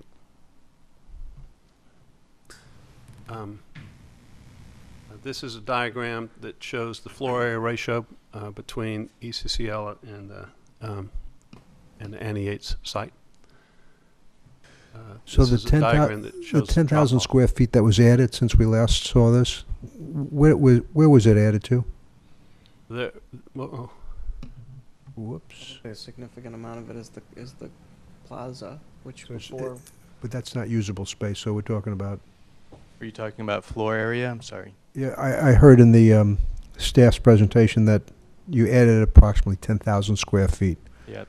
Was that usable space or was that outdoor space? No, it's actually usable space at the request of the educational staff. There's a couple extra classrooms and things like that. It's all usable space, yes. Okay, thank you. Like usable space.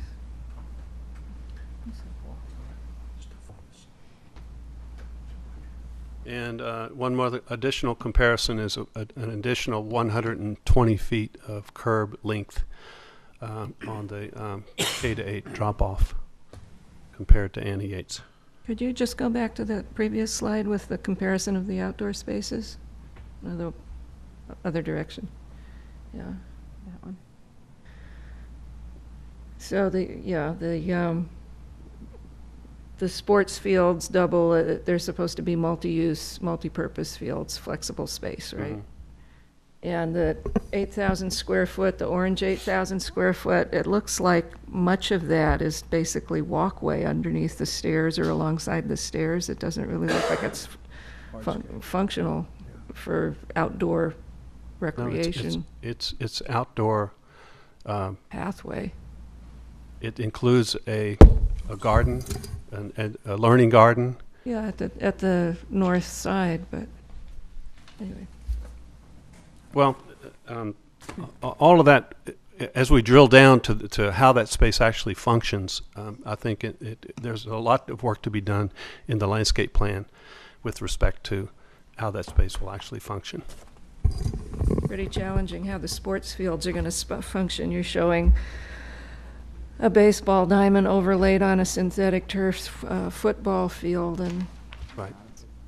Well, it's challenge. the situation that exists now, is the overlayment. We tried every way we possibly could to not have that happen, but no, you just don't have enough space. this is another diagram of the outdoor zones, outdoor spaces. I think we've talked a lot about that. Can you go back to that real quick? I just want to be able to look at it for a few seconds longer. We left out the 9 to 12 on the lower green one, but Thanks. this is a view that you've seen just a few minutes ago, but this is the view of the community commons during the daytime with the students using it and the gates closed.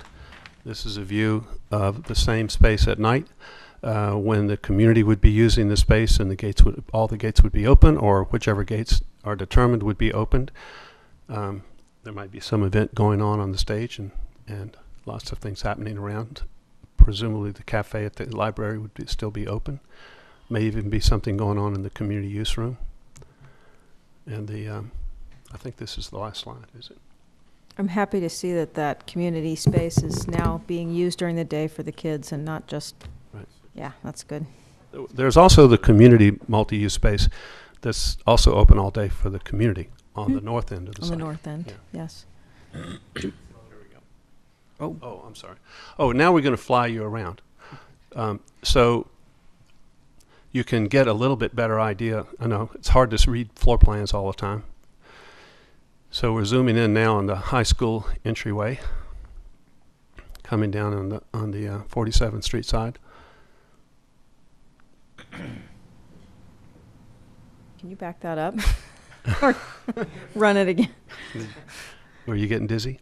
No, I had a question. There's the out of the gates bicycles. This is actually the high school on the upper floor, the library on the corner. We can pause it and start it, and then loop it, but can't actually rewind. There you go. Okay. Tell us where you want to stop. Okay. It was over on 47th when we were looking through the parking lot at the sports field, getting close, maybe a little more. There you go. Stop. Okay, can you talk about how this sort of breezeway works between the parking lot and the senior, I'm sorry, why do I keep calling that, the high school gathering space? Is there a fence there? What is that? Yeah, there is. What you're not seeing in the rendering is there is a solid surface at the south or parking lot side of those columns. And there's the stairwell here where the pointer is, and then towards the south, that large empty wall is no. That's the elevator. No, I meant right next to the stairway. Well, that's a part of the yet to be determined community canvas. Okay. And what's inside besides the elevator? Anything? I'm sorry, what? What's inside besides the elevator on the west side? There's a stair that goes to the left of the elevator, a grand stair. It's just a wing wall. Stop. Under this. Yeah, right in there. It's actually a hub of high school lockers. Okay. Trying to create the hub of activity literally right in this knuckle. Okay, great. Nope. You broke it.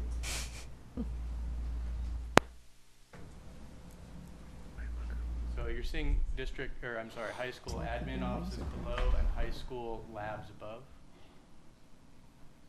Can you stop for a sec again? There were, on one of the pictures, it showed seat walls around 47th, and on this, it isn't. Is that still part of the idea? There's a variety between seat walls and just the bioswales. And this edge, we're trying to actually create, there you can see there's a wider sidewalk. We were expecting a larger flow of traffic, so there's a tenuous relationship there between how much people are going to sit and how much people are going to move. So I think that, yes, seat walls when we can, and hopefully incorporate them within the bioswales. Sort of thinking, yeah, more along 47th than San Pablo necessarily, but maybe both. That corner could be activated. Okay.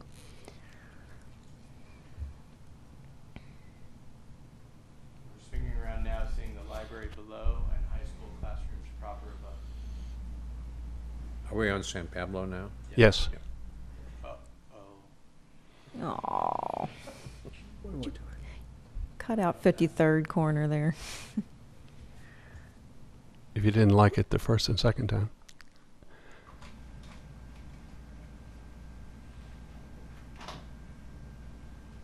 You can see that sidewalk that I talked about.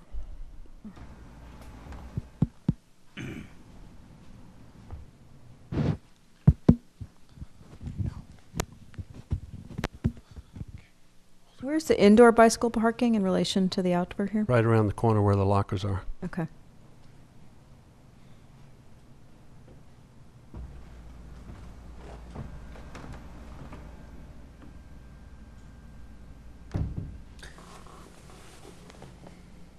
Okay. back to the show, we're about ready to see the cafe below, and again, high school classrooms above. And you're seeing now the library court and major portal into the site, and you can see the community multi-room straight beyond, and there is actually an axial relationship that you can literally see from that portal straight through the commons, through the multi-use room into the sports fields. So we're trying to create that transparency there again at that point. This is the community welcome center and community courtyard. Mm-hmm. Senior center there on the right, and the grade school beyond. And you can also see through here all the way through to the ball fields. Even though the so-called community wall is there, it's Can you stop it's it for wide a sec open. there? Pardon me? Stop. It's okay. Never mind. Sorry. So, can you speak a little bit more about the corner of 53rd and Yeah. San Pablo and your ideas for that? Actually, maybe now's a good time to Go do a that. couple forward. There you go. This is not the answer. This is one step closer than we were before, where we had a corner coming at us. What we've done here is to actually create a rounded edge, a rounded corner that can become either a work of art or a sign that says Emeryville, or it says whatever somebody wants it to say. It's a logo or whatever. We're a long way from knowing what that's going to be. But on the right is the community multi-purpose room, and on the left is the senior lounge. And so what we think is that this is an opportunity for a lot of sort of lush landscaping, probably flowers, color. So this is the next iteration. It's not there yet, but it's the next iteration. Where's your flag? Oh, good catch. I don't see any flag. I don't see anything that says this is a school yet. That's what the visual cue I'm missing. I'm driving by and I'm looking, and I wouldn't know it's a school. It's a. I forgot to ask what. I don't. If you were going to respond to that, I don't want to cut you off. So. I don't know. We don't know where that is yet. We The are flag, working on it's it. in And we are flux. aware of the issue. Okay. Flag would be a good place to start, probably. I forgot to ask. Well, what happened to the STEAM Center? So the STEAM Center is the entire campus. The concept literally, if you noticed, as the K-8 drop-off starts with the learning garden. Right inside that door is their dedicated science room. On the high school side, it's the same thing. Science is going to be evident right over the front door. Art is at the heart of the community commons. We're really trying to make the entire facility with a STEAM ethic, essentially, rather than a knuckle within a larger facility. And that echoes a curriculum choice that the school district has made? That's where it came. Yeah, that's where it came from. Are we losing This you? is the new, the next iteration of the portal into the community plaza. So I just wanted to throw that up here because it has a different fenestration along San Pablo. It's more of a rhythmic, and the glass is a little closer to the street. We will have some solid walls in there because it's not a retail street. It's an office. It's really an office spaces. So this is the next iteration, and we're now looking at those overhangs, and should maybe we be punching holes in some of the overhangs and create a little bit lighter feel, a little bit more articulated feel. We're trying to get, it's never going to be arts and crafts, and it's never going to be completely contemporary. It's going to be somewhere in, hopefully a place that really respects the history of Emeryville, both the houses across the street as well as the monumental buildings of the city. So this is where we are at this point. In the distance, you can see the K-8 building in the back. You can see the game room actually right straight ahead, and the entrance into the community services lobby on the left, and the senior lounge on the right. So this iteration of the last iteration of the senior lounge was a solid wall. This iteration is all glass. So you can see the direction that we're going in. We heard you. What we heard you say is open up San Pablo a little bit more between what's going on inside the building and what's going on in the street. So we hope you're. The community canvas is a very important part, I assume. It looks like it ties everything together. Yeah.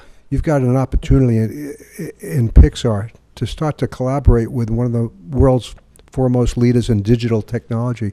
I can see this wall being a digital, ever-changing storyboard. One of the community members brought that up in the meeting the other day about shouldn't we have something digital, solar clock, digital, all kinds of stuff. We're collecting ideas, so we'll put that on the list. But speak to Pixar. Okay. At Deep Pockets also. Could be their contribution. Can you talk a little bit more about what this community sort of landing pad welcome center? It's lovely. It's light. It's full of windows, which I adore. But is there any programmatic thoughts about what it will be besides a stairwell? Yeah, well, it literally is the welcome center. So they will be able to redirect folks to tell them where on this fairly large community site they would like to go, whether it is, for an after-hours class or going upstairs to the health resource center, et cetera. So this is the distribution point, and both printed material and folks staffed at a desk there in that room. Is there a mezzanine around it, or how does that work? So the stair that you're seeing actually takes folks up to the Family Resource Center and to the Student Health Center. But is it open, the second story to this corner here? Okay. Sorry. That was what I was.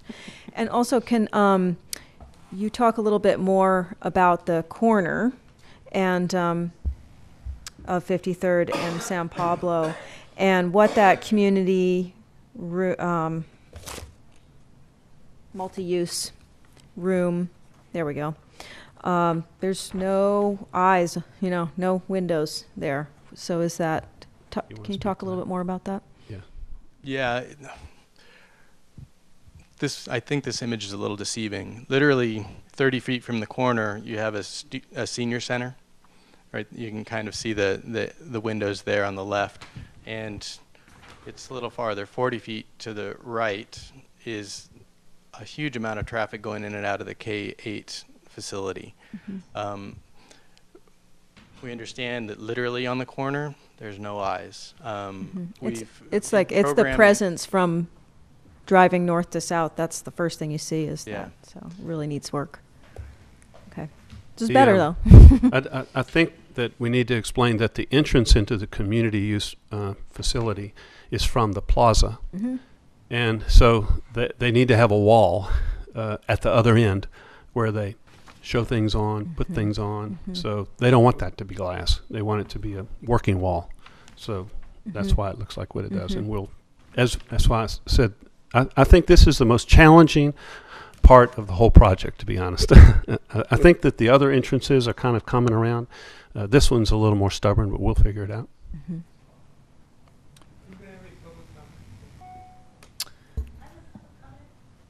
We will have public comment. I wanted to make sure that the applicant has a chance to fully There's only one more image. I'll show it right here. And it is a study session, so we're just kind of, possibly if the public has questions that need to be answered, it would be great if you could answer them also. For whatever it's worth, this is the newer, updated image of what we're calling the library plaza. Similar kind of articulation. And you can see the gates in the back. And in this case, they're open. And in this drawing, you can actually see all the way through the community. The high school. The school multipurpose room to the ball fields beyond. So I think that's a good place to stop. One more question on this. The senior center, which I understand is like a room. The lounge. Yeah, it's essentially just the senior lounge. The senior center in town is actually going to remain. This is just a touchdown place essentially for that particular community on the site. So it's a room. It's a place for them to call home, seniors to call home on the site. I don't really understand touchdown. What are they going to do there? Play checkers. if I could. So it is a touchdown space. That means it's just a place you go to sort of rest, get a cup of coffee, a glass of, a tea or whatever it is. The multipurpose room next to it, the community multipurpose space, will be programmed for activities, including senior activities. So there may be exercise classes or whatever the particular community service programs might be. And the senior lounge is really a place for seniors to basically pull out and either wait for their programming to begin or follow up with and relax afterwards. I was just reminded that a large number of parents are also seniors. Mm-hmm. We're all kind of getting there, aren't we? Okay. Okay. Any other questions? Nope. Any more questions? I'd like to let the public speak then. Thank you very much for your presentation. Thank you. And you may be called back. I do have one question of staff to go back to that. I don't know if you want me to wait until after the public comment or ask it now. Ask it now. So I have a question actually for the city attorney. I'm hoping you can tell us kind of to what extent the school district is to what extent does the school district require city approval for a project which meets the educational responsibilities of that agency? Right. So, as your staff report highlights, the interface between the planning commission, and the school district is that this project is before you for design review, and for a use permit. So those are the approvals that you will be ultimately asked to consider. Very similar to the same sorts of land use decisions that you make for any other application. So you'll be commenting on design, on the appropriate use, parking, those sorts of issues. I mean, whether or not they're here, I mean, I understand they're here for those things, and we're considering those things, but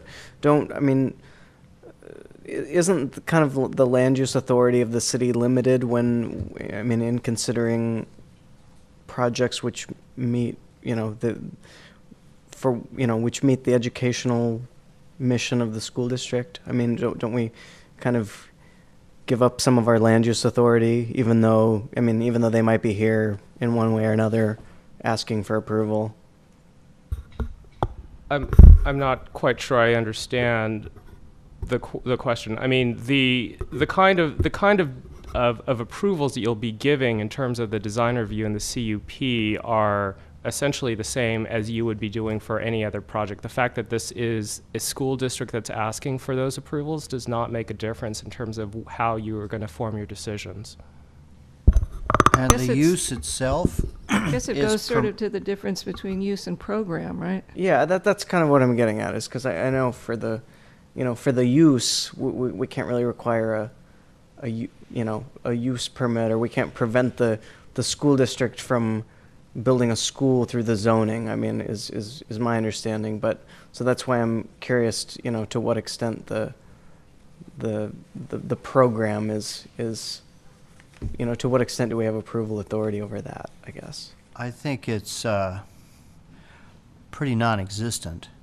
I mean, if a private applicant came before you and wanted to build an office building, and the office building was permitted by right in the zoning district, and all you had jurisdiction over was the design, which is similar to the case here, you wouldn't have the authority to tell the private applicant what kind of business they could run in their office building, or what their business plan should be, or, that sort of thing. So that's kind of analogous here.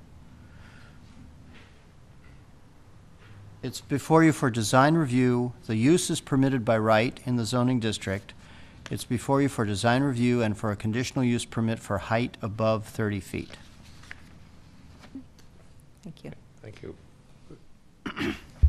Please. Desi Cooley, resident. I just have a quick question.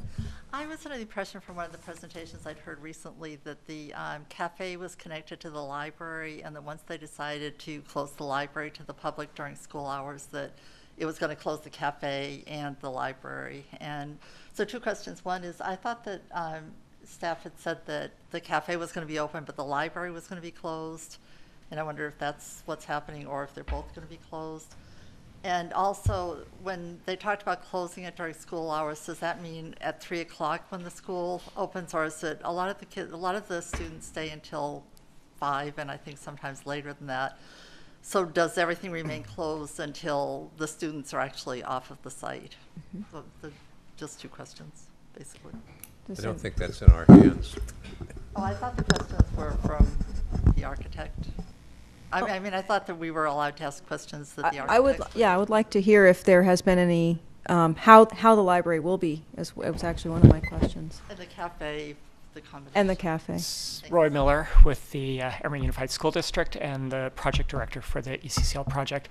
A lot of what you're discussing is still being determined in terms of the absolute answers.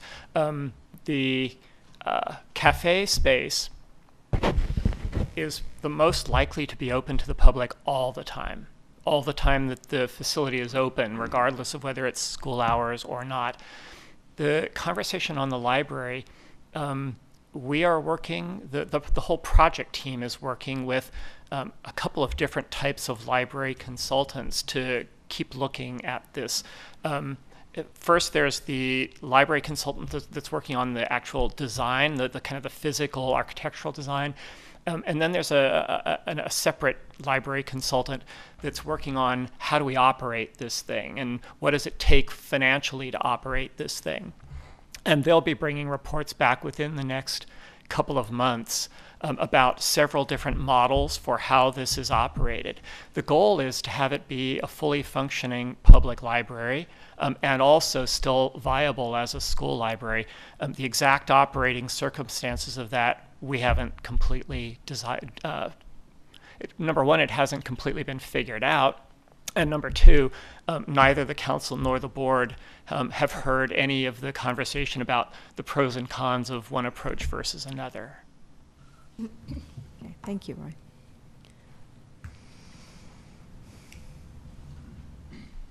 Hi, Ken Bukowski. Just had a couple of questions and a comment. First thing is that, this project has gone through lots of revolution, and we have not seen an operating budget. I mean, how is this going to operate? When it started, it was going to have enough facilities where money could be raised to help offset the operations. But with all these changes, I mean, who's going to pay for what? How much is going to cost? All these different changes, how do they factor in economically? So I think that's a concern. The other concern, I don't know how the seniors are going to be at the senior center and over here. It seems like, I don't know, the person that runs the senior center does a great job. I don't know how she's going to manage to add this facility to the workload. And then here on page 19 of this design here, you're showing seating along the edge here on St. Pavel Avenue. And, if you've ever been down there late at night, you know that that might not be a feature that's, desirable. I mean, how you have these windows right out to the street. I mean, is there going to be a problem with graffiti or anybody breaking in? So those are my comments. Thank you.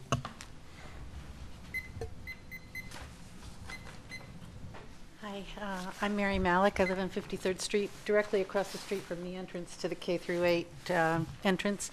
And as you said, it's going to be hugely busy. And you also mentioned that you expect people would go west on 53rd and make a U-turn and come back east so they land on the right side of the street. Well, that's just not possible, either with the traffic on the street or the width of the street, or with parking. I don't think there's going to be any parking there. You said there would be a white drop-off zone there. And what about parking for evening use? If you want community members to come, you're going to have to increase parking for them. So how's that going to happen? Thank you.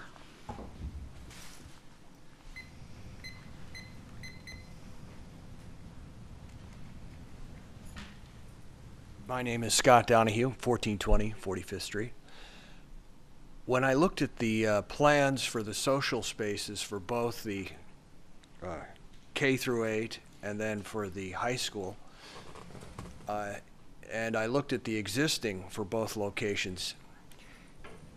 Assuming that they're open at the same times and they're not sharing the same space, it looked to me a little bit like there was going to be less space per student in the social spaces and in the athletic area compared to what we have now.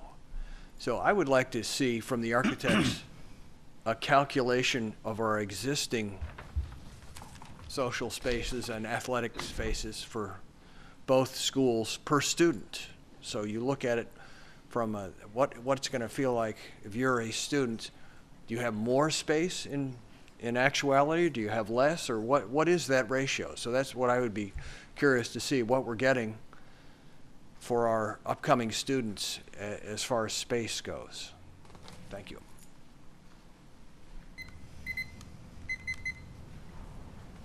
Hi, Jack Asher. My daughter attends Anna Yates, and I have concerns that the site is too small for everything that's happening there, but I'm very concerned about the amount of open space that is available in this plan. I simply don't think there's enough. Children need play structures also. They need 4 square courts. They need to move. They need to run. And I just don't think that there's enough of that going on with this current plan. I'd also like to suggest that near the Kinder Buddies, you know, bike parking is wonderful, but you also might want to consider stroller parking. Because parents bring their strollers and then they don't want to walk an empty stroller home, and it ends up, they take up a lot of space, and you know, when you have to bring them inside, then you end up with a giant corral of them. And also young children do ride bikes and scooters, so it might be a good idea to have that dedicated parking for the Kinder Buddies area. And then the last thing, and I'm not sure if you were going to cover it in a subsequent part of the meeting, but I was wondering about the bike and pedestrian path behind the school site. Thanks. What about it? Does she want it or not? Okay, here he comes.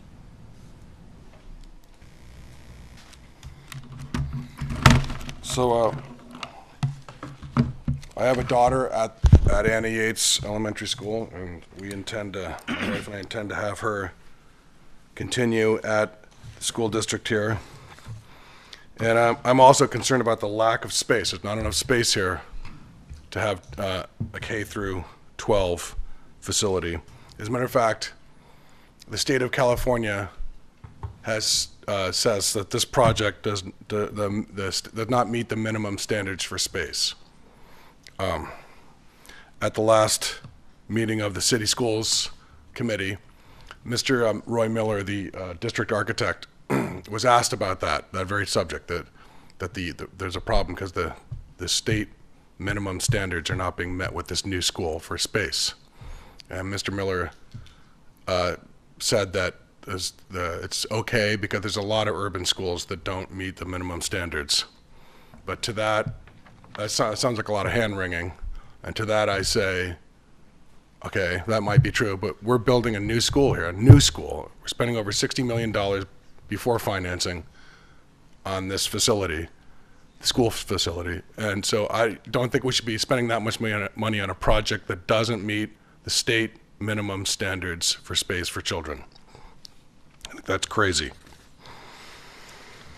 There was a lot of more hand-wringing here I heard tonight about community input and about how parents have been are supportive of this project. But if you go to these community meetings, it's the same 30 people time after time after time. Being one of the only 2 people in this room that are a parent of a child in the schools, I can tell you right now that there's a great deal of ignorance among the parents at Anna Yates Elementary School about this plan to close Anna Yates and move the children over to the site here. There's a great deal of ignorance about this, and to have these district officials be implying that that's not the case is sort of odious. Then they don't know because they haven't run any studies on it. I know because I've talked to parents about it, and so I really don't appreciate the district officials implying that that the parents support this the way they have been, because that's not accurate. So the stakeholders, the parents, have been left out of this co-location idea that they're implying that they have not been left out of, and I don't. It's very irksome, and I just think that I'm not quite sure why they're not letting the parents know about this, other than the fact that probably they're concerned that parents would not appreciate or wouldn't approve of the closing of Annie Yates, because it's a really nice school, and it's kind of ironic that the school that we're closing, Annie Yates, does meet the minimum state standards for space for children. So we're going to be building a new school, moving them out of that, a space that does meet the standards, into a school that doesn't meet the standards. Thank you. Is there anyone else wishing to speak? Oops. My name's Joshua Simon. My daughter started at Annie Yates at kindergarten, and I now have a 6th grader and an 8th grader. I just wanted to, as I'm also a school board member, and I sort of shocked at the previous statement, let me just state that as a school board member, we're looking very carefully at what we have now and what we're going to have at the new school. And we're very concerned that in every way that's important to the teachers, that we have more space, better space, in better relationship to between the spaces than we have now.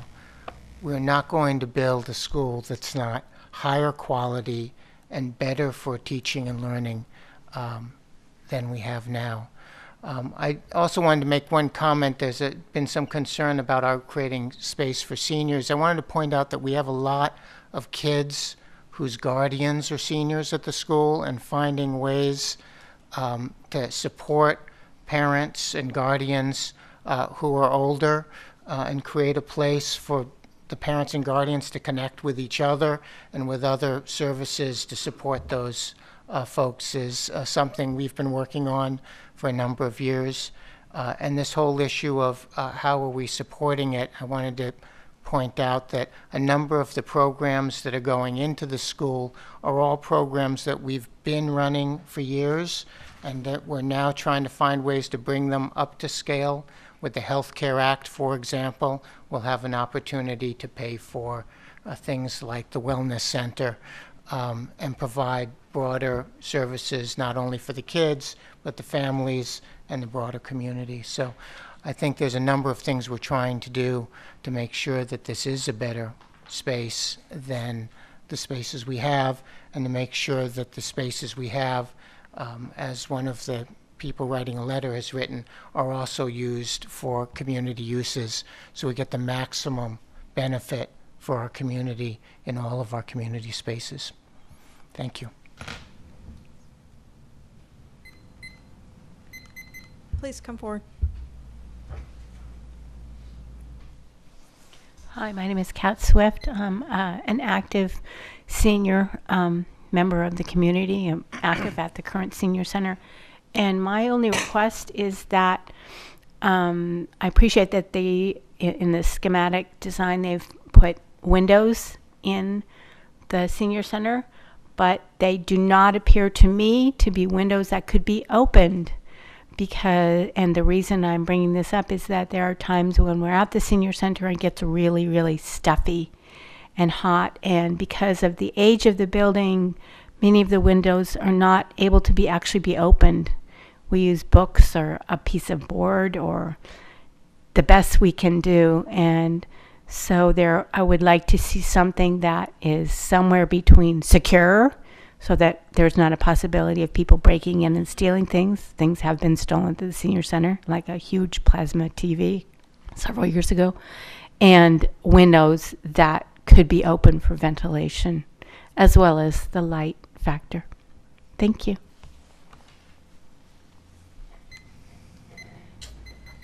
Is there anyone else wishing to speak? Okay. Commissioner, comments? Actually, Get a response from them. Yeah, actually.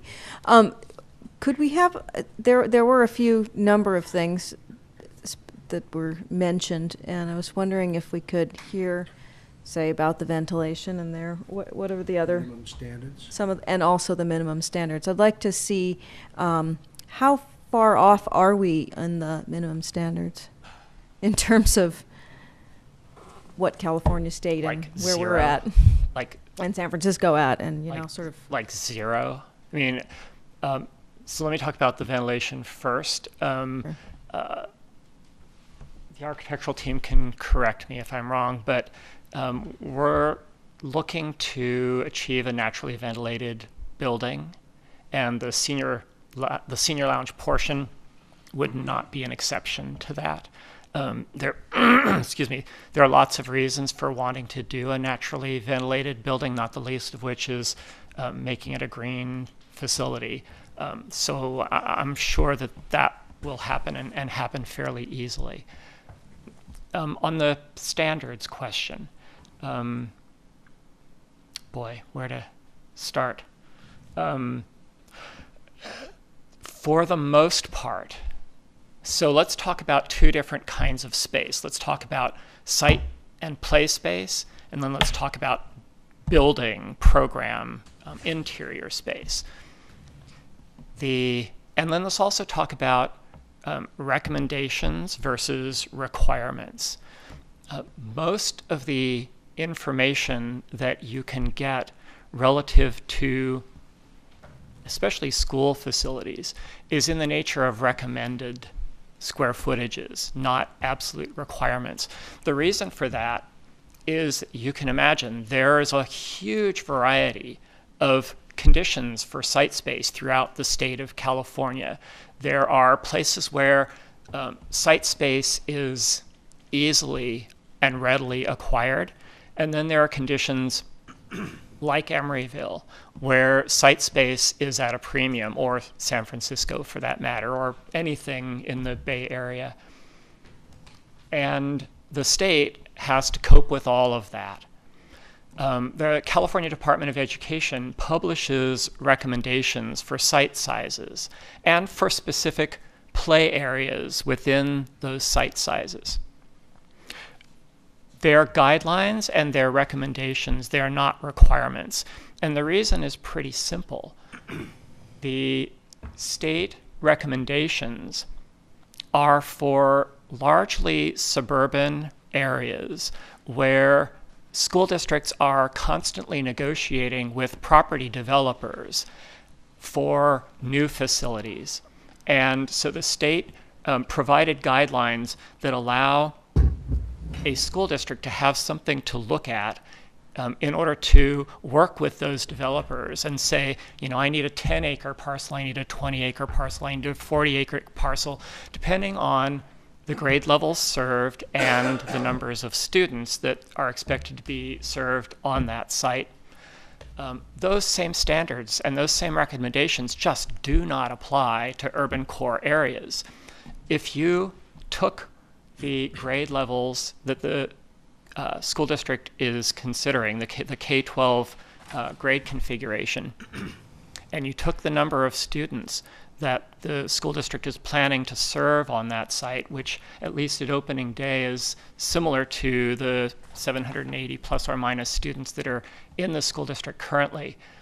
In order to meet the state recommendations, you would have to go somewhere in this city and find a 30 or 40 acre site.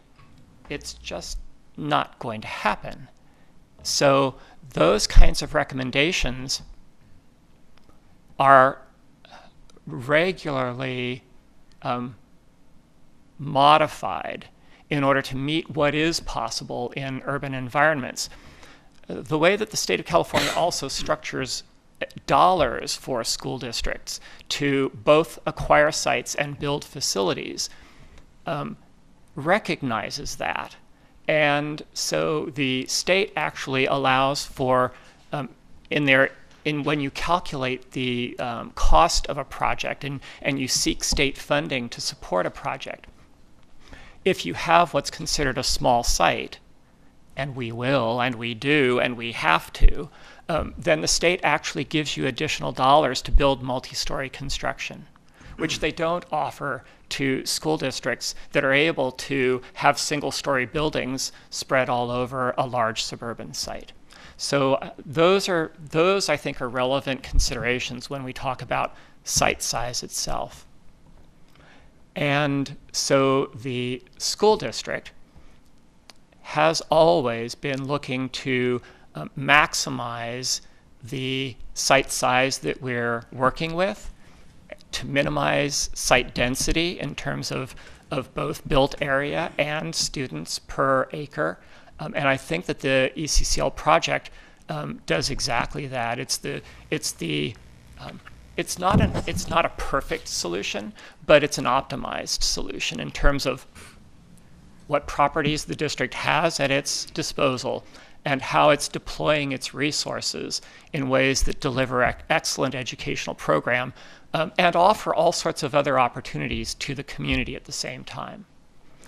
In terms of the actual built area, the enclosed square footage, again, the same conversation applies in terms of what are recommendations, what are requirements, and how does one optimize those kinds of situations.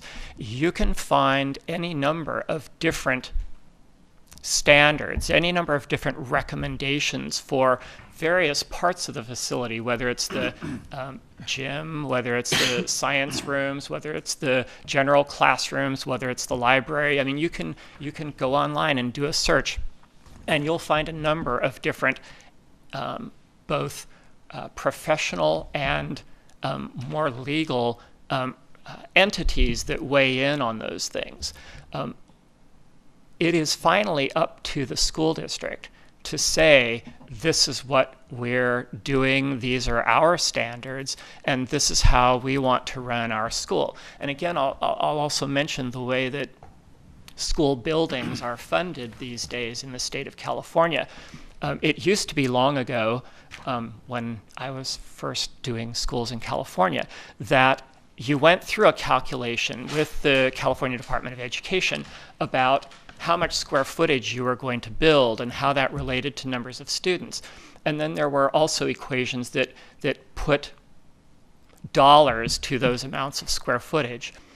Some 15 years ago or so, the state changed all of that, and they decided that it was much better, much smarter for them to base school funding, school construction funding, on the numbers of expected students. So schools are funded based on grant amounts that are given to what they call unhoused students. That grant amount is up to the local jurisdictional discretion in terms of how it's divvied up. The state felt that it was better to leave this to local authority than to provide some sort of equation that was a sort of come one, come all answer to these kinds of questions. However, there are good practice thresholds below which one should not go. And I know that the architects will stand here and tell you that things like Title V provide a pretty good set of guidelines in terms of those kinds of thresholds. The facility that's being designed and that's been presented to you tonight is in every way beyond the requirements of something like Title V. And I could sit here and go through every single space and every single calculation. But I know that those standards, if it's that standard that you choose to comply with, those standards have been exceeded in all of those spaces. So let me ask you a question. You have a very ambitious program, and you have a very tight site. And I see K through 8 disjointed all over the place. There's a little bit here, a little bit in the corner, a little bit in the back.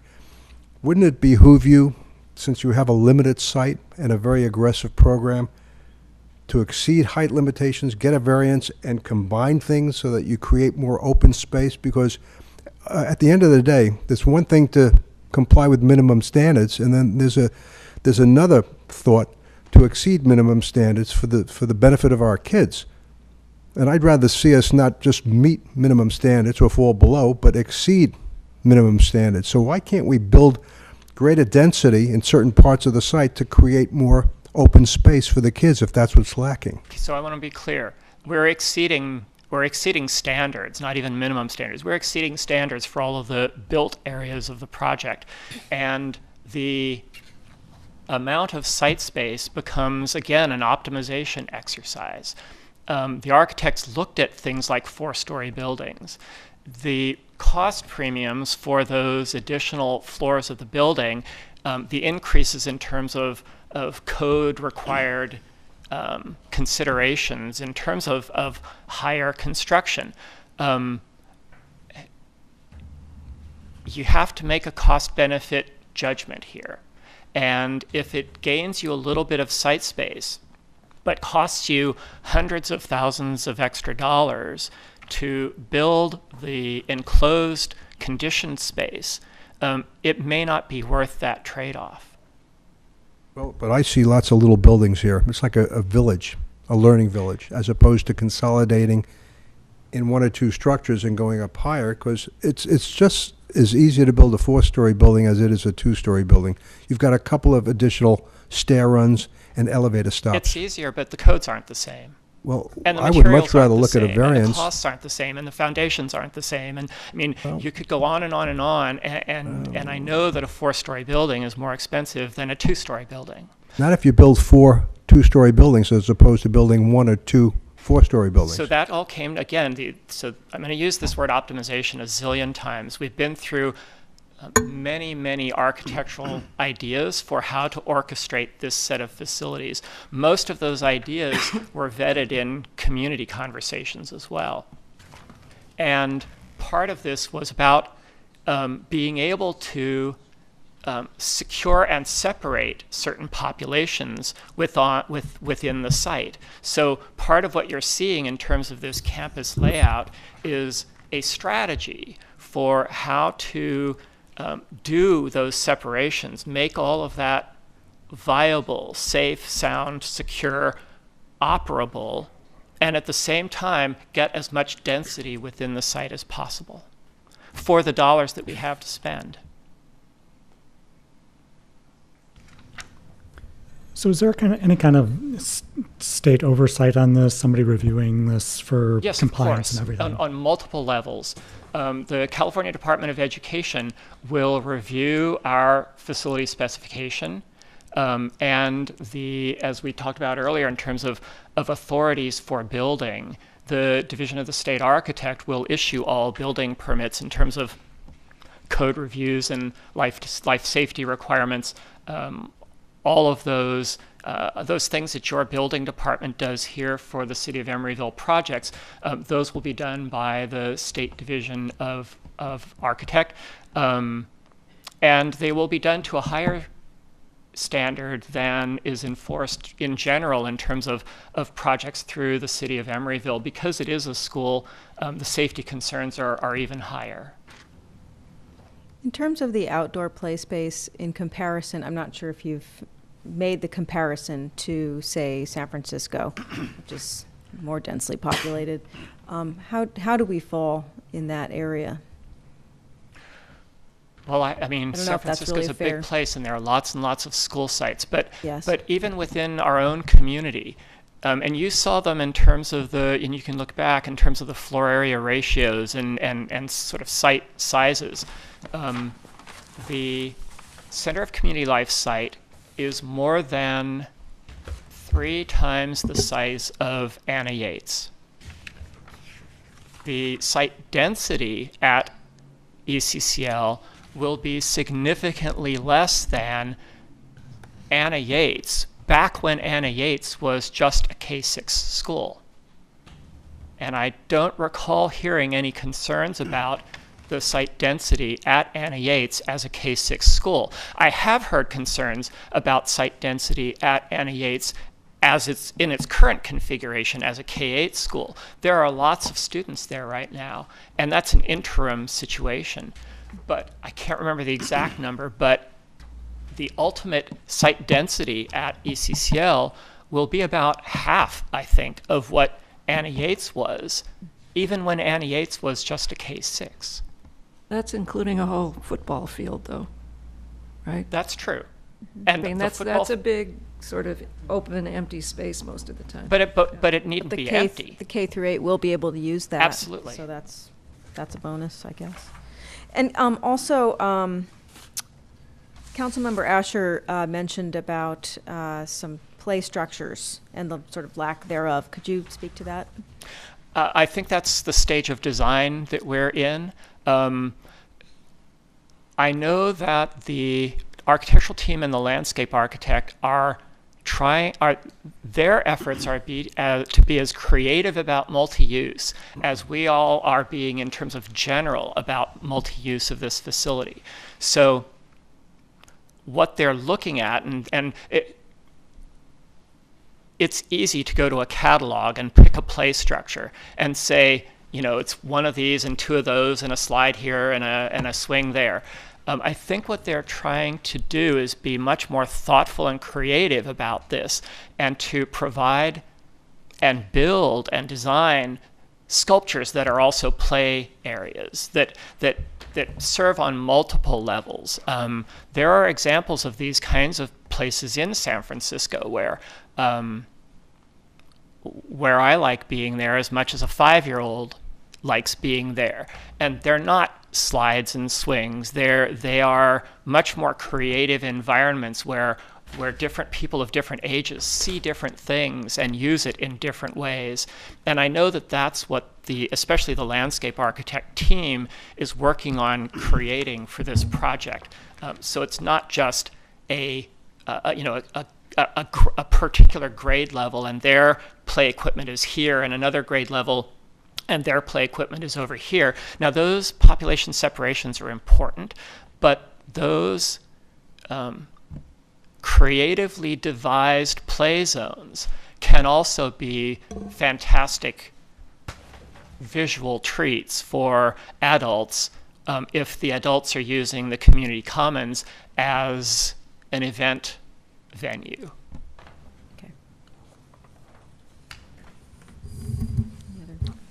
I have a question I forgot to ask the design team when they were up here before, but on 47th Street there are, it looks like on the plans they're showing some bulb outs, and I'm just kind of curious about those, because about the purpose of them, the function of them, because they don't really seem to line up with anything. When we first saw these plans in our last study session, I just assumed that they were for crosswalk purposes. They're existing. They're existing? Yeah. Oh, okay. Do you mean on the south side? Yeah, on the south side. That's Yeah. in front of the AC Transit. I think, yeah, they're just there. Oh, okay. Because I think that is a kind of a noticeable deficiency in the plans, is that there's not clear. I mean, I think there should be a clear crosswalk defined somewhere, because I think you're going to get a lot of crossing of that street. Okay. And how was the decision made to eliminate the pedestrian path? There was a lot of conversation in the community meetings about what that pathway was actually going to look like. There's a fence all the way down on the Emeryville Village side of the site. That's a solid fence. They want to have a solid fence. There's going to be a fence on the school district side. So what we were about to create was an alleyway. And the community came back very strongly in opposition to a dark alleyway on the east side of Emeryville Village. And I also want to point out to the Planning Commission that about a quarter of the length of that property line is where the swimming pool currently exists, and there's a large wall of the swimming pool. And when we started to, that creates an even tighter, darker alley. And when we started talking with the community services staff about the need to move that wall in order for this bike path to go through, community services staff was not excited about that proposition at all. In fact, if anything, they would like a larger pool deck, not a smaller pool deck. So the trade-off between the size of the pool deck versus the width of this bike path, there were just more and more reasons that that bike path was it was causing more people concern than it was making people excited about having that feature there. And so, oh, go ahead. To that end, can I ask? I want to ask another question of the staff. So, does that mean that this project would also require a general plan amendment then to move forward as it's shown to us today? With the elimination of that pathway? Well, I guess there's a couple ways to look at that.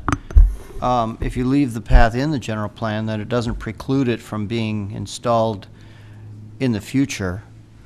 I'm not sure that not building it necessarily violates the general plan, as long as it is a possibility in the future. If it is not conceived of ever occurring in the future, then it probably would be a smart thing to do to just take it out of the general plan. That's kind of an ambiguous answer, I guess, but I don't think it's really a clear-cut situation. I guess I'd turn that around and ask the commission. I think we posed that question in the staff report: is do you feel a need to amend the general plan to eliminate that path?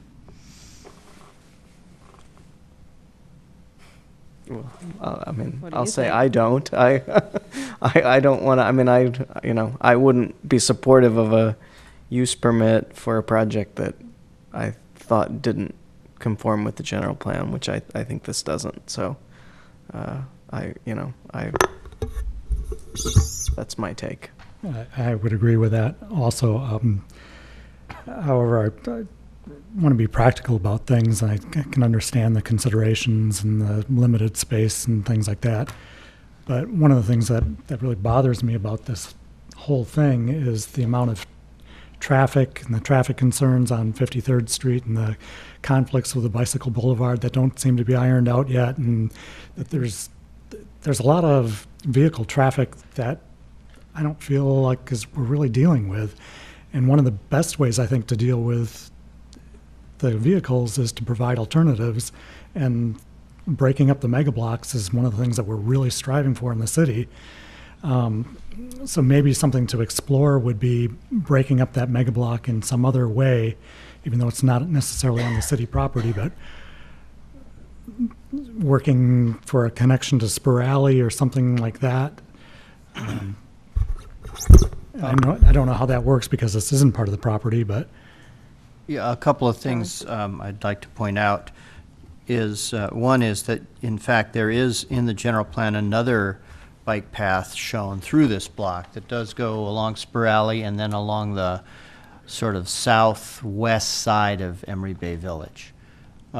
So it's possible that that connection could be built instead of this one. I don't think it would be done in conjunction with the ECCL project, but You're saying it would go through Emery Bay Village? no. It's a former rail spur alignment that runs kind of, I don't know if you can visualize Emery Bay Village, but it's basically a rectangle except that its southwestern edge is kind of chopped off at an angle.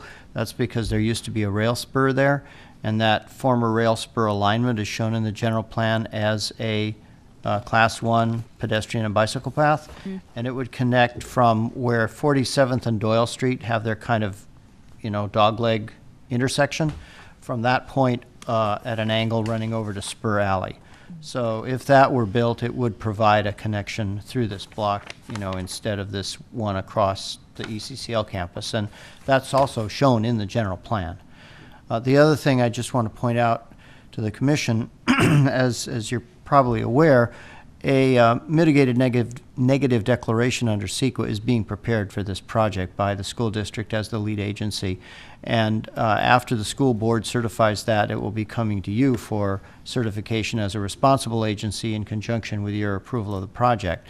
That document, which I'm not sure exactly where it is in process right now, but that document will pretty thoroughly analyzed, I think, a lot of the issues that you're raising tonight. So, I mean, I think maybe part of the frustration here is that there's a lot of questions and a lot of issues, and we don't really know the answers yet because it hasn't really been thoroughly studied yet. But I think when we get the negative declaration, it hopefully will have a lot of those answers in it. That'll have the TDM and Yeah, right. It'll have all transportation analysis and site circulation and. Can we have a roundabout? Right, all work, those all things. Those questions. All those things should be analyzed in the mitigated negative declaration.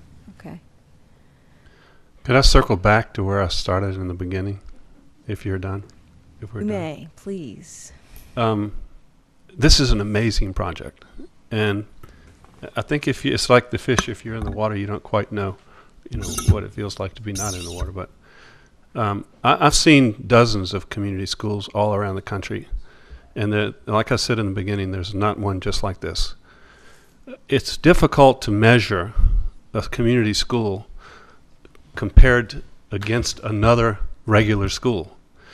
There's been a lot of discussion about square feet of open space, but I think the proper measure is square feet per hour. And what's going to happen is that all of that square footage of open space, instead of being used from 9 o'clock, 8 o'clock in the morning until 3 o'clock in the afternoon, is now going to be public space.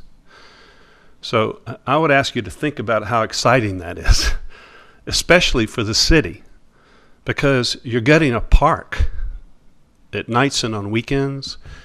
And in order to do that, it's very difficult to retrofit a school site to do that. I think Mr. Bryant just mentioned about the hundreds of decisions that have to be made. Well, there have been thousands of decisions and discussions in a very open community forum. Everything from the bike path to gates and security, and you can see we've toiled over it. And I think this project has really gotten to the point of refinement, like no other site that I've seen.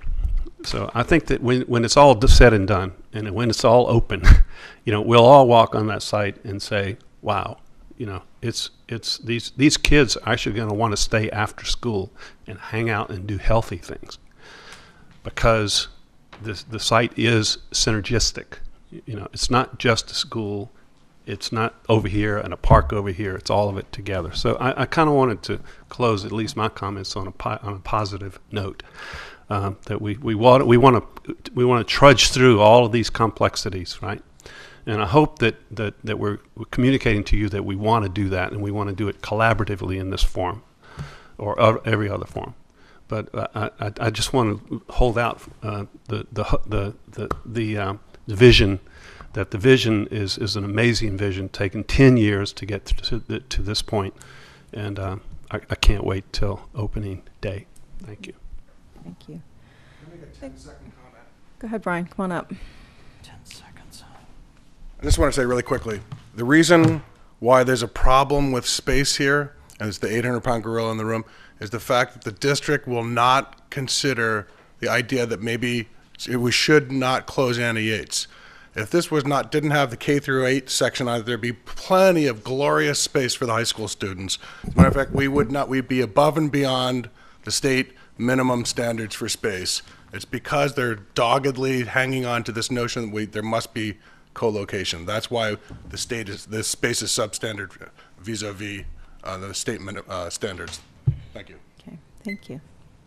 May I just note for the commission, before we get into a big debate about this issue, that this is not in your purview. Yep. Other questions, comments?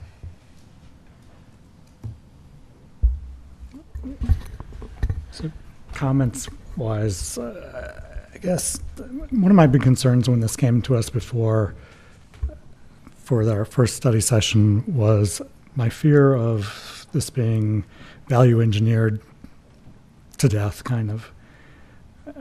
I'm hearing that it was optimized, which kind of seems the same. And I'm kind of feeling that in the project. It's just like, it's like it's been, I think you've done a remarkable job of working on a really tight budget, but I think the budget's too tight for what we're getting. or for what we need to have. I look at the architectural finishes. I mean, it's like a stucco building. I think Emeryville deserves better than that. I think we should have better than that.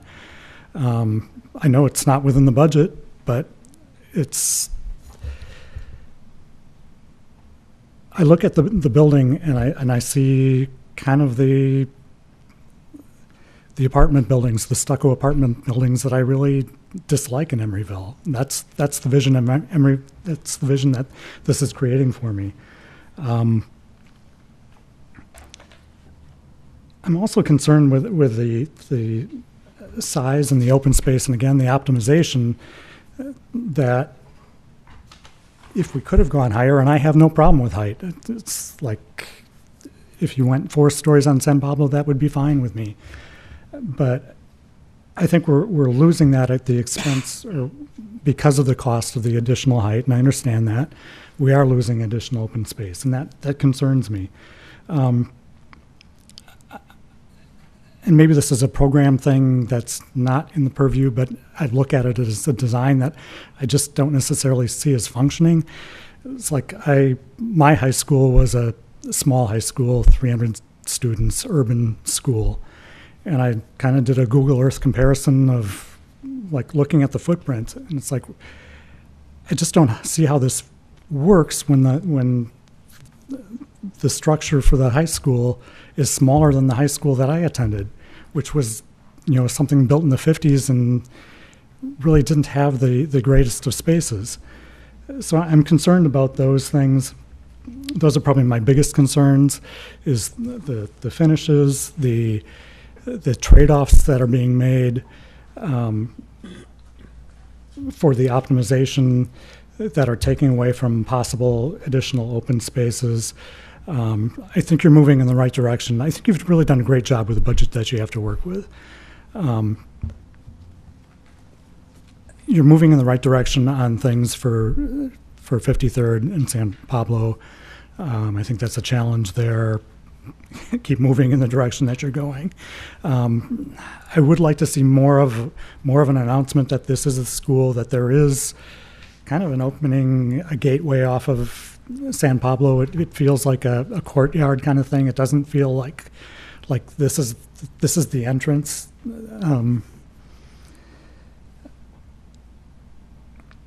So with the questions that staff is asking, things about the design the project being acceptable, given the budgets you have to work with, I guess I'm disappointed. I'd like to see something other than stucco. I have really concerns about every stucco building that's been built in Emeryville. It seems like in the last 10 years has had structural failures and has gone through incredible expense to fix. So that's a concern. Is the wall concept appropriate for the project? Yeah, I think that's kind of a design concept. I don't really think that's really a deciding factor. The pedestrian path is a concern. And I can understand the limitations on this. I think we have to somehow, with this project, there has to be an opening made to cut up the mega block if it's in a different location. But somehow we have to do this as part of this project, because this is, I think, is really critical to getting kids and parents to be able to walk to school, ride their bikes to school, and have better access to things. So I guess those are my comments. Well, my feeling is that the site is too crowded and always has been. And while it's not in our purview to save Anna Yates, if this site were developed as K through 12, you could then have adequate open space, playing fields, and still accommodate the community facilities easily. It is K through 12. Do you mean? Excuse me? It is K through 12. Do you mean something different? No. Develop this site as 6 through 12. 6 through 12. Yeah. Okay. And leave the K through 5 where it is, and then everything would fit, but that's obviously not within our purview and not possible. As far as the architecture goes, I think he's done a great job in terms of fitting everything in, having adjustable, I mean, not rectangular spaces, but spaces open in different directions. I don't mind stucco. It depends on how it's finished. You have a lot of different ways you can do it. Also, it's not just a flat surface. You can have overhangs. You can have vertical mullions. There's all kinds of things can be done to make the buildings interesting, but there's no way of getting around that we're squeezing too much on one piece of land. Well, I guess I would echo the previous comments about the squeezing of everything in. I know that's it's a tough job, and you've done a pretty darn decent, some good iterations of that, and I appreciate that. That being said,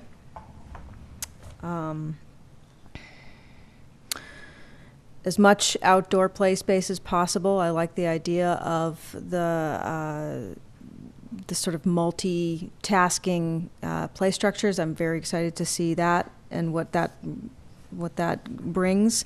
The community canvas. The one thing, I'm really glad it's not called a community wall anymore. I think big mistake. So I'm happy to see that become as transparent as possible at the ground level, please. And actually, I would say that throughout the project, as many windows as possible, natural light, creating a better space for all for everyone involved. And I did appreciate that comment about the natural airflow coming through the buildings as well, because that contributes to health. Colors. No, not so much. They're already dated, no good. I know it's just a first pass, but we've been through the ringer with colors in Emeryville, and I think less is more, and keeping things really clean, and like I said, light and airy will go a long way, because we are going up.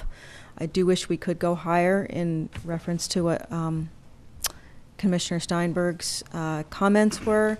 And I do understand about the cost, and I'm sure you have gone over that many times. There was a staff comment about the overhangs needing to be wider. Did I get that correct, Charlie, or am I just making that up? Maru? Yes.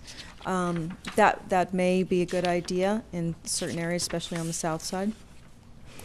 I liked the stroller parking idea. I know we're maximizing our space here, and they do take up space, but that does seem like it would be and smaller bike parking would be important. So those are my comments. Little disappointed in the aesthetics. I wish they were slightly more forward thinking. They just seem like a little bit more of what's already here, so that's just my personal opinion. Thank you. Like the other commissioners that have spoken, I'm really concerned about squeezing too much on one space and trying to get, and mainly the concern about the lack of usable open space. I think that the courtyard play area with creative playthings is it's a wonderful idea, but I'm really concerned about the functionality of the space on the other side of the buildings, between the playing fields and all those areas. They need to be really worked out carefully, because they're tight, they're small, there's a lot of hardscape and not too much place to put things in them, and I'm concerned that it's not going to work well. I'm concerned a synthetic turf athletic field is great. It's really expensive, and it also, the uses that are overlaid, to the extent they're overlaid and the way they're overlaid, don't look like they're going to work to me. So that concerns me, that having the baseball and the football is just not going to be very functional. I think that the community and school marriage can be achieved without having it's again, that part of it is out of our purview, but I'm really also very concerned how many times during this conversation the low budget came up and the trying to work with less budget. And I know that these renderings are preliminary and they're as much massing studies as they are architectural design, and they're evolving. I'm just afraid they're going to be evolving in the wrong direction, into simplifying and into nice materials and details being eliminated because of cost considerations. So it's the same sort of configuration of concerns about having too much stuff, being too ambitious with not enough resources and space to do it in. And especially for me, it also is the functional open space and how that seems to be short, and I don't know that it hasn't been shown to me that it's going to work well. So. Yeah, I echo the ambitious program comments, and I think that since it's a community center, it's the nexus of the community, and I'm wondering what the impact will be to the community of this site, especially along 53rd Street. And the fact that buses can't queue up with safety, they have to more or less double park. I don't see proper access in and out of the site for pedestrians. I see conflicts galore, and I'm hoping you can resolve them, but I do think it's too ambitious of a program unless we go higher up and create more open space and simplify things a little bit better. I don't see anything that tells me that this is a school. If I'm driving on San Pablo, I would go by thinking it's an office complex. There's nothing distinguishing about it, when in fact it's a learning village. And there's a great opportunity, and you've clustered the components very well. I mean, you've done the best you can based on the program and the other constraints. But I just think we're squeezing so much onto this site that there's going to be conflicts galore day one. And my fear is there's going to be issues that will spill out into the community and impact the quality of life in the community. And this is a community center. So I'm concerned. Well, since nobody else said they were concerned about cramming too many things on the site, I'll say that. Thanks, Sean. That's my comment as well. I mean, I'm I obviously recognize the constraints of both the budget and the sites that the school district has, but I think this project kind of came out of somewhere very different than where it has ended up. That being, the hopeful acquisition of additional land, and obviously those things haven't happened, won't happen, can't happen at this time. But, that's unfortunately left us where we are with this crowded site. To also echo a few things that other commissioners have said, I also had some concerns about the corner of 53rd and San Pablo. I think that is a gateway into our city if you're traveling southbound on San Pablo. So I think that the more recent rendering that was shown to us, I think was an improvement, but I think there's still room for improvement there to really make that a gateway and to announce the project and to announce all of the different uses that are on the site to people who are entering Emeryville.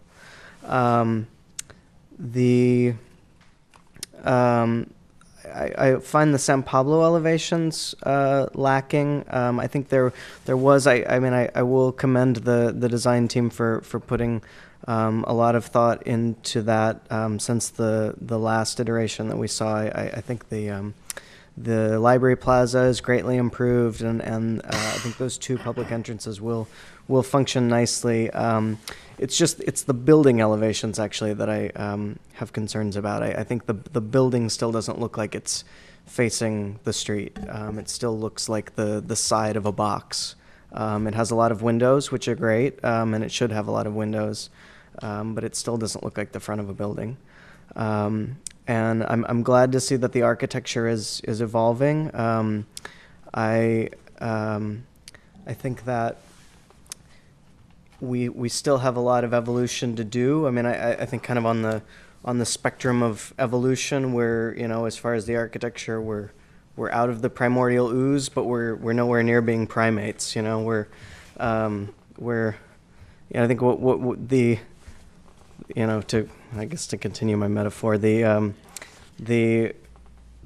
you know, the first iteration that we had in our packet today was like, you know, the fish were becoming amphibians, and now maybe we've got reptiles with the next go around. But I think we still have there's still a lot of evolution that needs to happen, and you know, from my perspective, in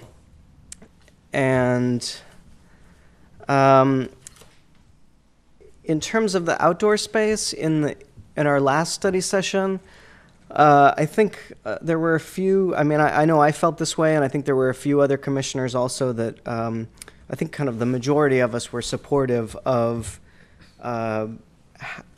transforming the public plaza into possible usable area for the school.